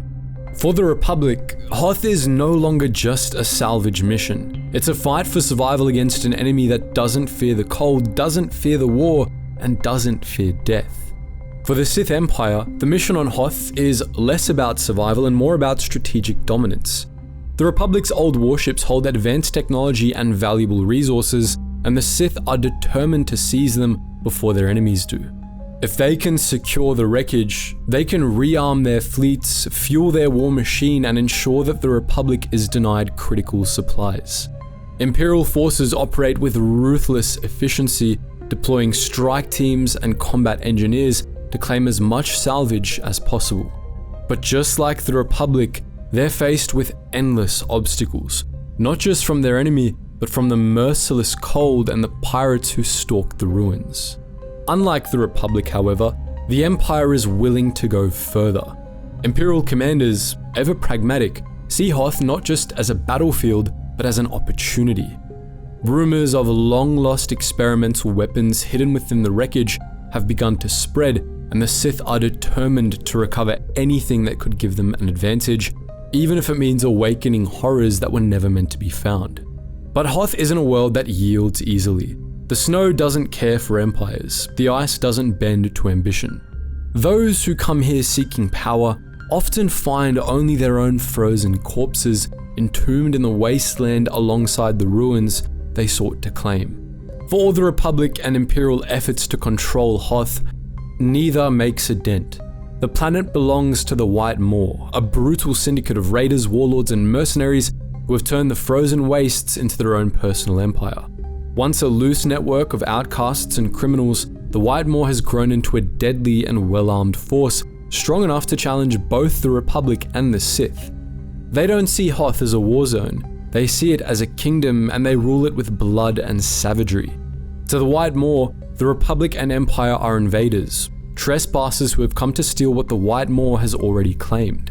They'll not stand idly by while their territory is threatened, and any attempt to secure the wreckage of the past must go through them. Those unlucky enough to be captured by the White Maw rarely see freedom again, as many are enslaved in brutal labor camps beneath the ice, worked to death for the pirates' gain. In the end, Hoth will endure. The ice will reclaim what is taken, the snow will bury the fallen, and long after the Republic and the Empire have finished their war, long after the White Maw has faded into legend, the wreckage of their battles will remain. Frozen, untouched, a monument to the futility of war in a place where survival is the only true victory. There are places in the galaxy that civilizations would rather forget. Worlds that aren't spoken of in history, that don't appear on star charts, that exist only in the whispers of those who know their terrible secrets. Belsavis is one such world. A remote, ice-covered planet hidden deep in the outer rim, Belsavis was never meant to be a battleground in the war between the Republic and the Sith Empire. It was never meant to be part of any galactic struggle at all. It was a place of containment, a world turned into a vault, a prison built to hold not just criminals, but nightmares, beings so dangerous, so powerful that they could never be allowed to roam free. For centuries, the Republic kept Belsavis a secret, its existence known only to a select few within the highest levels of government and military. To most of the galaxy, It was just another frozen wasteland, uninhabited and unremarkable. But beneath its icy surface, buried in massive underground superstructures, lay the deadliest prison in the known galaxy. A labyrinthine complex built to contain warlords, Sith assassins, and horrors far older than the Republic itself. It was a place where justice, mercy, and morality didn't exist, only containment, isolation, and the hope that nothing inside would ever get out. But nothing stays buried forever. By the time of Star Wars: The Old Republic, Belsavis is no longer a secret, nor is it under control. The prison has erupted into chaos, the walls have been breached, and the galaxy's most dangerous prisoners now run free. The Republic and the Empire, once blind to Belsavis's true nature, now find themselves embroiled in a desperate struggle, not just to control the planet, but to survive what has been unleashed. The origins of Belsavis as a prison world date back thousands of years, long before the Republic ever set foot on its surface. The planet itself had long been an anomaly. Its harsh, frozen surface contrasted sharply with hidden regions of volcanic activity where geothermal heat sustained underground jungles and vast subterranean caves. It was here, in these hidden depths, that the Rakardan Infinite Empire built their most terrifying creation, the Vaults. The Rakata, a species of Force-sensitive conquerors who once ruled the galaxy, had constructed these vast underground chambers as containment facilities for their most dangerous enemies, rogue warlords, failed experiments, and even entire species that they deemed too unruly to control. When the Infinite Empire collapsed, Belsavis and its secrets were lost, buried beneath ice and time. It was only millennia later that the Republic stumbled upon the ruins, and when they did, they saw an opportunity.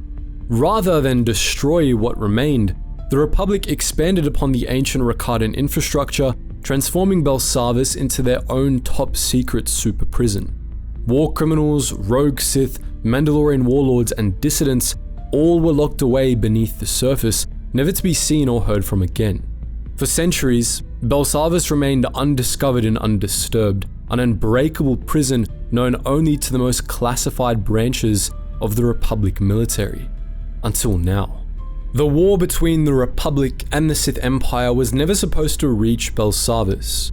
The prison, hidden in the farthest reaches of space, had nothing to do with the grand struggle between Jedi and Sith, between democracy and dictatorship. But war has a way of uncovering things that should have stayed forgotten. The breakout was no accident. It was orchestrated by the Dreadmasters, 6 Sith Lords imprisoned for their mastery of fear and insanity. Their influence spread through the prison like a plague, turning inmates into loyal zealots and throwing the planet into chaos. Whether by sabotage, rebellion, or an unknown force at work, the walls of the Belsavis prison have been breached. The containment fields have failed, cell doors have been forced open, and what was once a world of isolated prisoners has become a battlefield of anarchy and bloodshed. Thousands of the galaxy's most dangerous beings are now free, some seeking revenge, others fleeing into the endless tunnels, and some taking control of what remains of the prison itself. For the Republic, this is an unmitigated disaster. The very existence of the prison was a closely guarded secret, and now, with the breakout, the Senate and military leadership are faced with a crisis they can't afford to admit to the wider galaxy. If the Republic's people knew that an army of warlords, terrorists, and Sith Lords had been unleashed from beneath their feet, the consequences could be catastrophic. And the Sith Empire? They see an opportunity. The Sith Empire had never really known about Belsavis, not until the war gave them reason to look. But once Imperial intelligence had uncovered what the Republic had hidden there, the Empire moved quickly. If Belsavis truly held some of the deadliest beings in the galaxy, then it was a weapon waiting to be turned against its creators.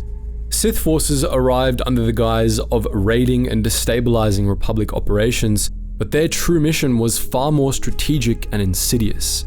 The Empire sought to recruit and control, to forge alliances with the most powerful prisoners, to release imprisoned Sith Lords who had been locked away for centuries, and to turn the chaos of Belsavis to their advantage. But even for the Sith, Belsavis is no easy prize. The same dangers that threaten the Republic threaten them as well. Many of the prisoners are not Republic loyalists nor Sith sympathizers. They're war criminals, pirates, and fanatics who serve no master but themselves. The Empire's greatest challenge isn't defeating the Republic but surviving the chaos long enough to claim its prize. Yet, as Imperial forces carve through the prison corridors and navigate uneasy alliances with its former captives, they begin to realize something chilling. Not all the prisoners of Belsavis are from this era. For all the chaos wrought by escaped warlords and Sith lords, the true danger of Belsavis didn't come from the Republic's prisoners. It came from the ancient vaults that were sealed long before the Republic ever found them. As the prison walls crumble and the power fails, these deeper, older cells, once buried beneath centuries of ice and rock, begin to stir, and from them, something terrifying emerges. The Rakata imprisoned species they deemed uncontrollable, including the Eshka, a race of relentless warriors who nearly destroyed entire civilizations. Now, awakened after thousands of years, they seek revenge against all who walk the surface. Neither the Republic nor the Sith understand what has been unleashed, but the consequences are undeniable. These ancient prisoners don't care for politics, for war, or for territory. They're relics of an empire long gone, awakened to a galaxy that doesn't remember them, and they're hungry for vengeance and destruction. Belsavis was a warning, a tomb, and a containment field for horrors best left forgotten. Now, the war in Belsavis isn't just about Republic and Imperial supremacy, it's about who'll survive the nightmare that's been unleashed. Ultimately, Belsavis isn't like other war zones. It's not a world to be conquered nor a prize to be claimed. It's a mistake that's finally unraveling, a secret that should have stayed buried, and a prison that was never meant to be opened. The Republic fights to contain what they've lost control of, the Empire fights to seize power from the chaos, and the prisoners fight to break free, no matter the cost.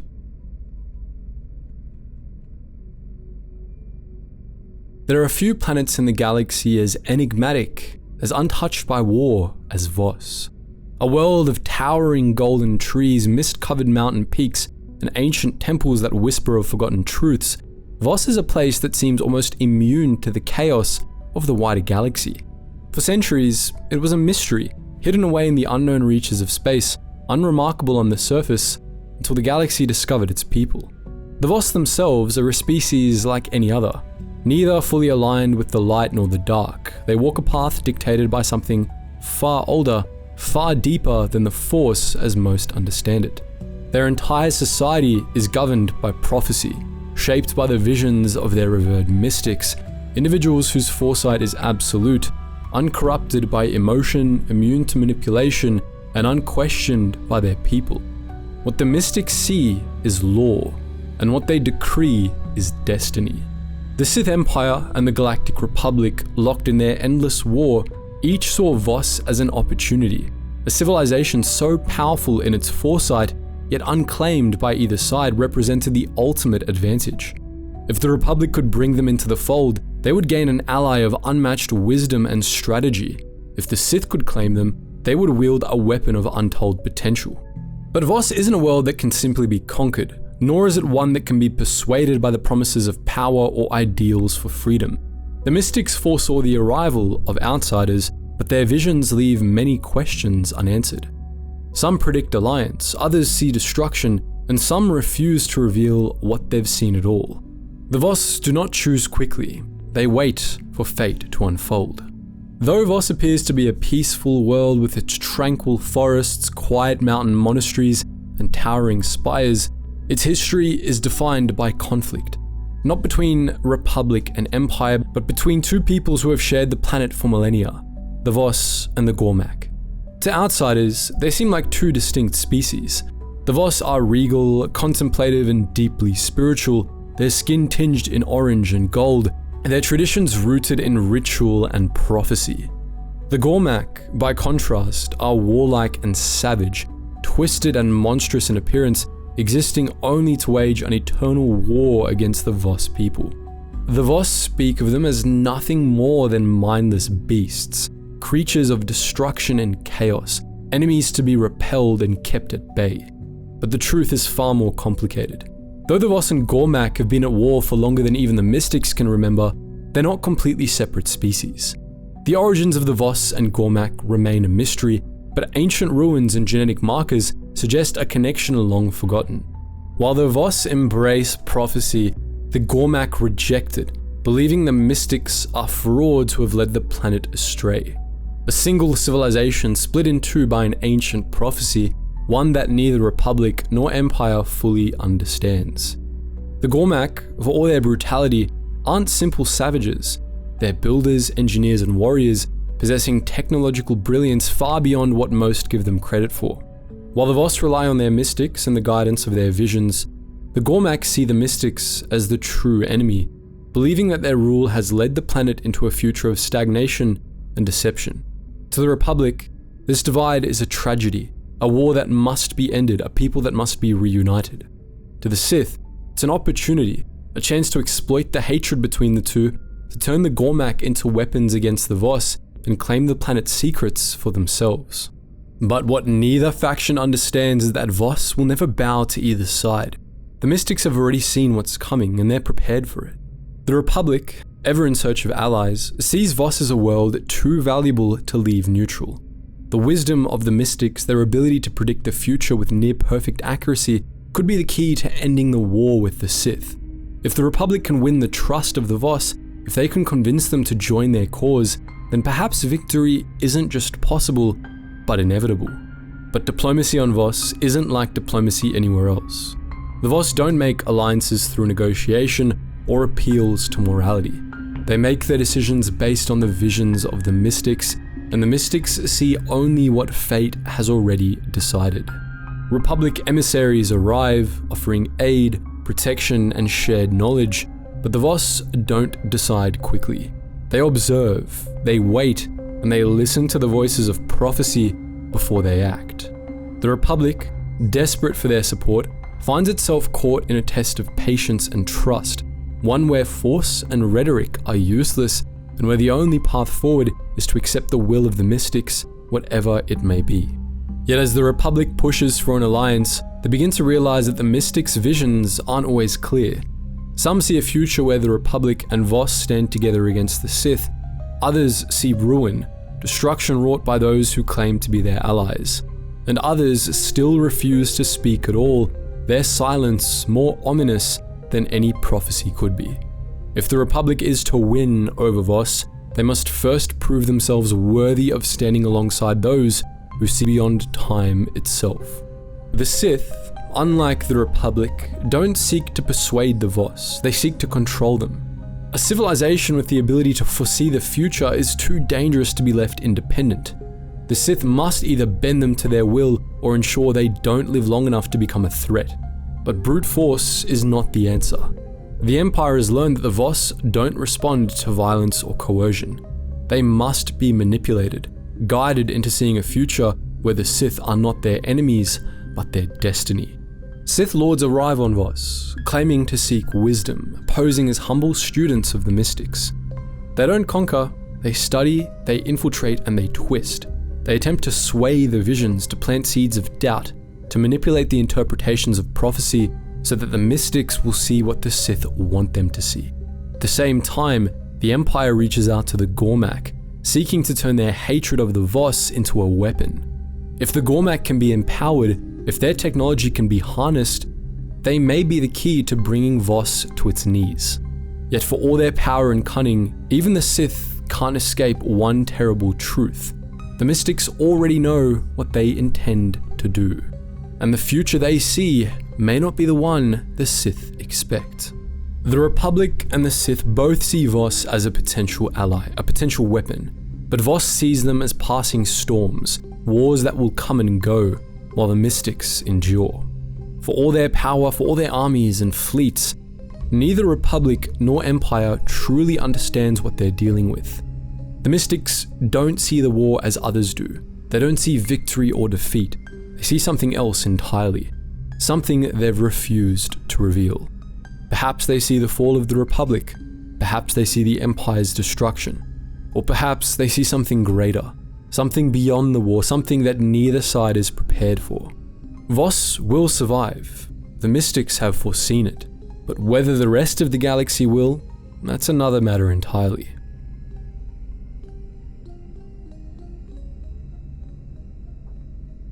There are few worlds in the galaxy as renowned, as vital, and as fiercely independent as Corellia. A world of towering cities, industrial skylines, and vast shipyards that have fueled the Republic's fleets for millennia, Corellia has always been a world that thrives on movement, trade, and progress. It's a place where starships are built, where pilots are born, and where the very idea of freedom and defiance runs through the blood of every citizen. For centuries, Corellia stood as one of the Republic's greatest assets, a world whose industry and ingenuity had shaped the course of galactic history. But strength breeds ambition, and ambition leads to conflict.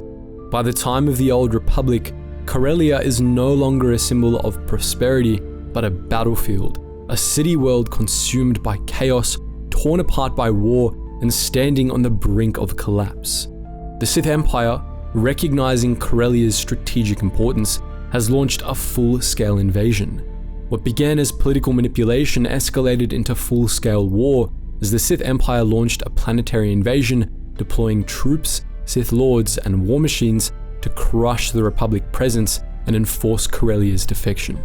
The Empire has not simply attacked Corellia, it has corrupted it, turning its own people against one another, igniting rebellion, and shattering the government from the inside out. Now, as Republic forces struggle to reclaim control and the Sith tighten their grip on the planet, Corellia has become more than just another front in the war. It has become the deciding battlefield, the place where the fate of the Republic, the strength of the Sith Empire, and the very future of the galaxy hangs in the balance. To understand why Corellia is worth fighting for, one must understand what it has always been. Corellia was never just another Republic world. It was one of the founding planets, one of the first to shape the ideals of democracy and cooperation that would form the Galactic Republic itself. But unlike Coruscant, the political capital, Corellia built its power through industry, ingenuity, and defiance. It was a world of shipbuilders, traders, and pilots, home to some of the greatest manufacturers of starfighters and warships in the Republic's history. Its people, the Corellians, have always been known for their independent spirit, their reluctance to bow to outside control, and their willingness to fight for what they believe in. They are neither blindly loyal nor easily intimidated. They serve the Republic not out of duty, but out of choice. But that choice has always been fragile. Corellia has always been one step away from breaking from the Republic altogether, its leaders constantly weighing whether allegiance to Coruscant was truly in its best interest. It is this very independence, this reluctance to be ruled, that made the Sith see an opportunity. Corellia didn't need to be conquered by force, it needed to be broken from within. The Sith Empire knew that a full-scale invasion of Corellia would be costly. The planet's industry, its people, and its military defenses were too strong to be easily overrun. Instead of launching an open assault, the Empire chose a different strategy: corruption, sabotage, and betrayal. They infiltrated the Corellian government, bribed key officials, and turned corporate leaders against the Republic. The promise was simple: break away from Coruscant, align with the Empire, and Corellia would become the industrial heart of the Sith's new order. For some, it was an easy decision. The Republic, stretched thin by war, had taken Corellia's loyalty for granted for too long. To them, the Empire wasn't a conqueror, it was a business partner, an investor in Corellia's future. But not everyone agreed. The Corellian Council, led by Prime Minister Darbin Sul, defected to the Sith Empire, betraying the Republic. Expecting to gain greater independence under Imperial rule, they instead triggered an armed revolt as Republic loyalists and resistance fighters rose up against them. The Corellian resistance, formed from Republic loyalists, workers, and soldiers who refused to be bought, rose up, throwing the world into open conflict. The streets of Corellia became a war zone, with Republic forces fighting not just against the Sith, but against their own people. Now, the world that had once been a pillar of Republic strength is in ruins, its factories turned into battlegrounds, its government in shambles, and its people forced to choose between submission and resistance. For the Republic, Corellia is more than just another world. It's a test of whether the Republic can still defend itself, still hold its alliances together, still fight for the very ideals it was built upon. If Corellia falls, the Republic will lose more than just its shipyards and factories. It will lose one of its greatest symbols, proof that even the worlds that helped create the Republic are no longer willing to stand beside it. And worse, it'll send a message to the rest of the galaxy. The Republic can no longer protect its own. Jedi, soldiers, and resistance fighters launch a desperate counteroffensive, pushing back against Imperial war machines, Sithan forces, and the traitorous Corellian officials who betrayed their own people. But this isn't a war fought in open battlefields. This is urban warfare at its most brutal. Every street, every factory, every starship dock becomes a battleground as Republic forces try to liberate the planet block by block, knowing that failure isn't an option. For this Sith, Corellia represents more than just a military victory. It's proof that the Republic is rotting from within, that its people can be turned against it, and that its foundations are weaker than they appear. If the Sith can hold Corellia, if they can crush the Resistance and complete the planet's transition to Imperial rule, then they'll have done more than just cripple the Republic's industrial might. They'll have shattered one of its most loyal worlds, showing the galaxy that even the greatest Republic strongholds can be made to kneel. But Corellia doesn't kneel easily. Even as the Empire tightens its grip, even as Sith Lords oversee the occupation of key strongholds, the Resistance fights harder, smarter, and more relentlessly than expected. The Sith believed that corrupting Corellia's leaders would be enough. They didn't anticipate that its people would be willing to burn their own cities to the ground rather than let them fall under Imperial rule.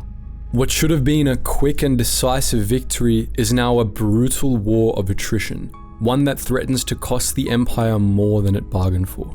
Corellia isn't just another planet caught in the crossfire of war, it's the final stand of a Republic on the brink, the last chance to prove that democracy and freedom still have a place in the galaxy. If the Republic wins, it'll have done more than reclaim a vital industrial world. It'll have proven that it can still protect those who stand with it, that it's strong enough to defy the Empire's relentless expansion. If the Empire wins, it will have dealt the Republic a wound that may never heal, proving that loyalty is fragile, that even the mightiest worlds can fall, and that the Republic's days are numbered. But Corellia is more than just a battleground for two warring factions. It's a world of fighters, of pilots, of rebels and smugglers, of people who have never taken orders well. No matter who claims victory, no matter who plants their flag in the ruins, one thing is certain: Corellia will never be tamed.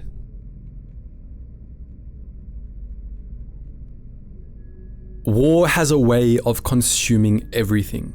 It spreads like fire, reducing once great civilizations to ashes, turning cities into graveyards and entire worlds into monuments of destruction.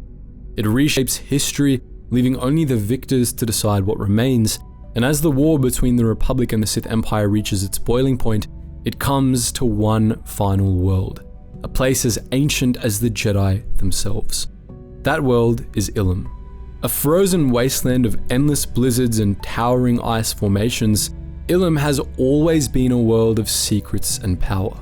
It was never meant to be a battlefield. It was never meant to be drawn into the war. For millennia, it stood apart from the struggles of the galaxy, hidden away in obscurity in the unknown regions, its significance known only to the Jedi Order. To the Republic, Ilum is a sacred world, a place of knowledge and tradition, where generations of Jedi have journeyed to forge their first lightsabers, where kyber crystals, attuned to the Force itself, lay buried beneath the ice, waiting to be discovered. It's a world where Padawans become Jedi, where the future of the Order was shaped.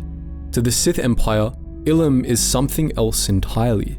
It's not a place of wisdom and enlightenment, it's a weapon waiting to be claimed. The kyber crystals buried beneath its surface are more than just tools for the Jedi. They're the very same crystals used to power superweapons, to fuel starships, to create technologies capable of altering the course of war itself. And in the final days of the conflict, both factions descend upon Ilum, not to preserve it, but to take what they can before the other does. What was once a sacred Jedi world has become a critical battleground in the Republic-Sith War, marking one of its bloodiest struggles.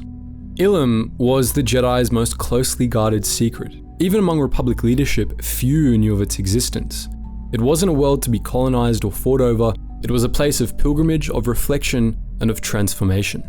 Every Jedi, from the greatest masters to the youngest Padawans, understood the significance of Ilum. It was here that the tradition of the Gathering took place, a rite of passage where young Jedi sought their kyber crystals, an experience that tested not just their skill, but their spirit. The crystals were unique to each Jedi, bonding them through the Force, shaping the destiny of the weapon they would one day yield. Ilum was more than just a planet. It was a living connection to the Force itself, a place untouched by war where the echoes of the Jedi's past could still be felt. But war doesn't respect history, and no secret remains hidden forever. The Sith didn't come to Ilum to conquer it in the traditional sense. They didn't seek to claim it as a new Imperial stronghold, nor did they care for the world's ancient significance. The Sith Empire sought to strip Ilum of its kyber crystals while also experimenting with dark side rituals to corrupt the planet's energy, turning it into a weapon against the Jedi. The Sith had long known of kyber crystals and their connection to the Jedi, but what they now realized was something even more dangerous. These crystals weren't just relics for Jedi weapons, they were the key to something greater. When refined, kyber crystals could be used to enhance Sith weaponry, to power massive planetary cannons, to fuel weapons of destruction beyond anything the Republic had seen before. And so, the order was given. Ilum was to be ravaged. Imperial forces landed in full strength, their war machines carving through the frozen landscape, their drills piercing deep into the planet's core. The Sith sought to strip mine Ilum, to tear it apart piece by piece until every crystal had been taken, every resource extracted, and every last Jedi memory erased from its surface. For the Republic, this was an attack not just on a world, but on the very heart of the Jedi Order. With the Empire's invasion of Ilum, the Republic could no longer stand idle. This wasn't just another skirmish in a war that had stretched across the stars, this was personal. The Republic had already lost too much to the Sith. They had lost worlds, fleets, and even the trust of their own people, but they would refuse to lose Ilum. And so, the Republic launched one of its largest counteroffensives of the war, deploying Jedi, soldiers, and special forces to push back the Empire's forces and reclaim what had been taken. The battles that followed were unlike anything seen before in the war. It wasn't fought in cities or over political power, it was a war in the heart of a storm, where visibility was limited to meters, where blizzards swallowed entire battalions, where the only thing standing between survival and death was the glow of a lightsaber or the sound of blaster fire cutting through the howling wind. Jedi clashed with Sith in the snow, their blades igniting the darkness. Republic commandos staged desperate raids against Imperial mining facilities, sabotaging their operations and bringing entire drill sites crashing into the frozen abyss. The Sith retaliated with merciless efficiency. As the dust settles on Ilum's frozen wastes, as the war rages on in the wider galaxy, one truth becomes clear: nothing will ever be the same again. The Republic, even if it wins the battle, knows that Ilum has been forever changed. The Jedi can never return to it the way they once did.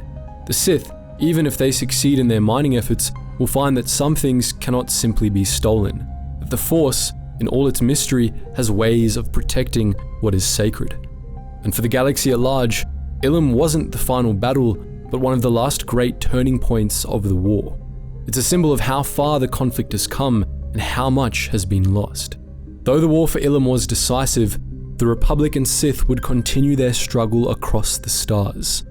The betrayal of Darth Malgus, the rise of new enemies, and the galaxy's descent into further chaos would soon follow. And as the last soldiers fall, as the last Sith retreats, as the last Jedi stands on the shattered surface of their sacred world, there's only one question left: what comes next? The Star Wars The Old Republic storyline has taken us from the heart of Coruscant to the frozen wastes of Hoth, from the depths of Belsavis to the storm-covered throne of Dromund Kaas. It has burned worlds, raised empires, and shattered lives. But war never changes. From here, the story of the Republic and the Sith is far from over. New threats will rise, the balance of power will shift, and the galaxy will be forever altered by what happens next. But for now, the storyline ends on Ilum, in fire, in ice, and in the unknown. And the greatest battles are yet to come.